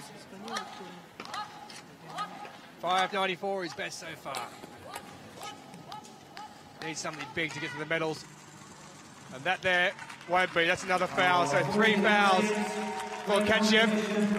So he'll finish in 4th position. Disappointment for him. You can see the hands on the head. He knows that he had to come up with something on that final jump. It was his last opportunity. And it looks to be as if the event leader is staying in his tracksuit. So Kachiev finishes 4th. So that's the only question now, confirmation of that. Kachiev finishes with a foul, but the man who leads the way has decided to skip his final jump. Kachiev finishes in 4th position, 3 fouls with the best of 594, just outside the medals. Disappointment for him. But it's certainly not disappointment for the Spanish supporters. Gerard Descarrega, Puigdeval skipped his final jump, the championship record of 6:37, he takes the gold. Pereyra, a season best 6:16, and Porras makes it Spain 1 of 3 with a season best for him of 6:09. The first bend, where the first medal ceremonies will be in 5 minutes' time. Wir bedanken uns bei Ihnen, dass Sie uns hier am ersten Tag durch die Berlin 2018 Welt Paralympic begleitet haben. Men's discus, F56. Olekan Musayev of Azerbaijan, his penultimate attempt for the 2008 Paralympic shot champion. Porras, and that is a solid one. Silver medal position. Won this European title in Swansea 4 years ago. He was 4th, just outside the medals in Grosseto on the resumption in 2016. Rushdie going out to 35 minutes 80. Tunis of Greece, 35-33. Might be about to jump out of the medal. It's silver for Musayev. 37-92.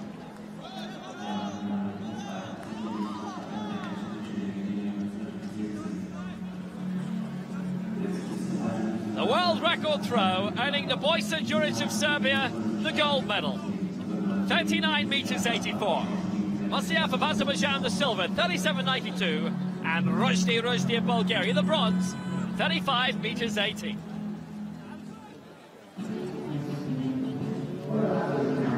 Terrific opening day here in Berlin then, at this Friedrich Ludwig Jahn Sportpark.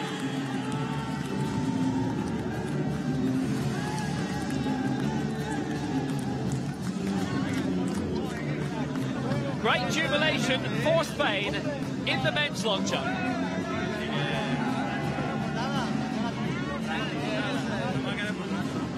And not bad for a man who just won Paralympic gold over 400 metres. Superb effort. That's it from day one from Will Downing and Tulson Tollett. Hope you enjoyed it. There's still 6 more glorious days to go. 12.88 followed by that European record 12.90. Dann auch der Bahn sind wir bereit für den ersten Wettkampf. Wir starten den 3500 Meter. Dann auch der Bahn sind wir bereit für den ersten Wettkampf. Wir starten den 3500 Meter.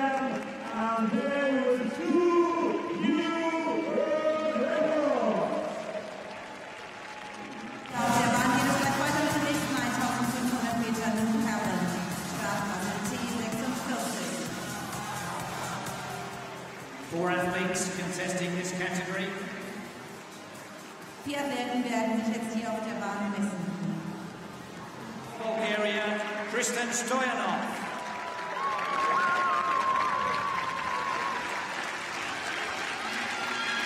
Und auf der Zielgerade für Gold. Für Bulgarien, Tristan Stoyanov. And behind him, let's look at the battle for silver and bronze. Great Britain against Germany. Luke Nuttall against Johannes Vettel.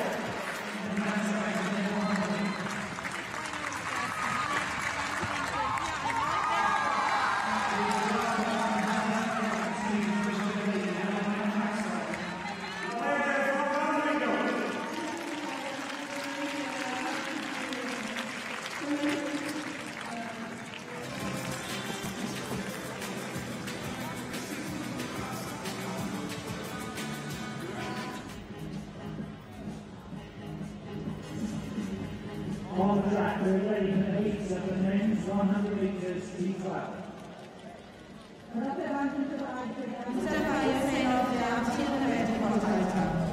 Throwing at 4, representing Greece. At 5, representing Serbia. For Belgium, Divine's not done yet. It's going to go right to the line. Turkey in 3rd, then Bulgaria, then Poland. So first gold medal for Belgium. Congratulations to Matthias Boone. Die erste Goldmedaille für Belgien, 1500 Meter Garantie, 13 für Matthias Bohnen aus Belgien. And we are resetting.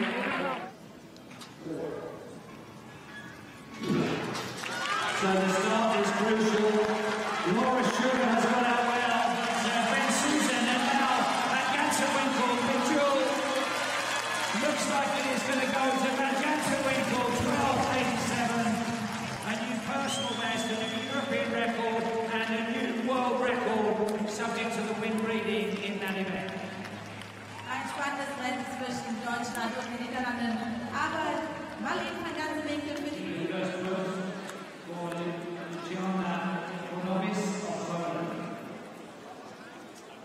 Meine Damen und Herren, Sie haben mir vorher angekündigt, sie wird hier einen Weltrekord machen, hat sie gesagt, 8,70 Meter, das stimmt nicht ganz.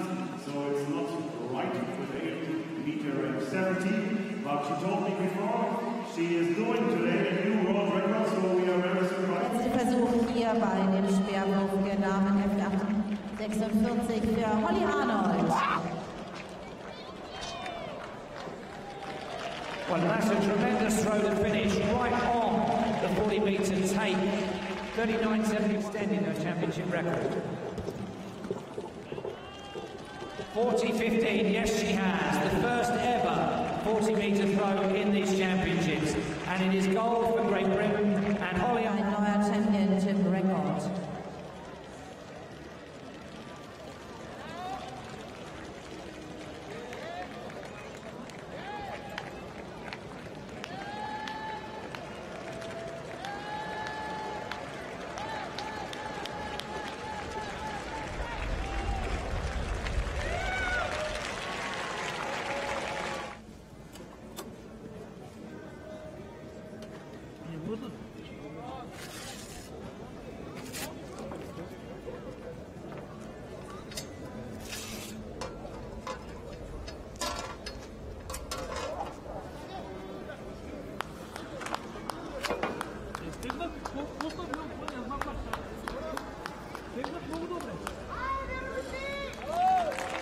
So the shortest run-up of the competition, Amir Sarvastani looking to improve on 6th place at 5 minutes 15 in round number 2.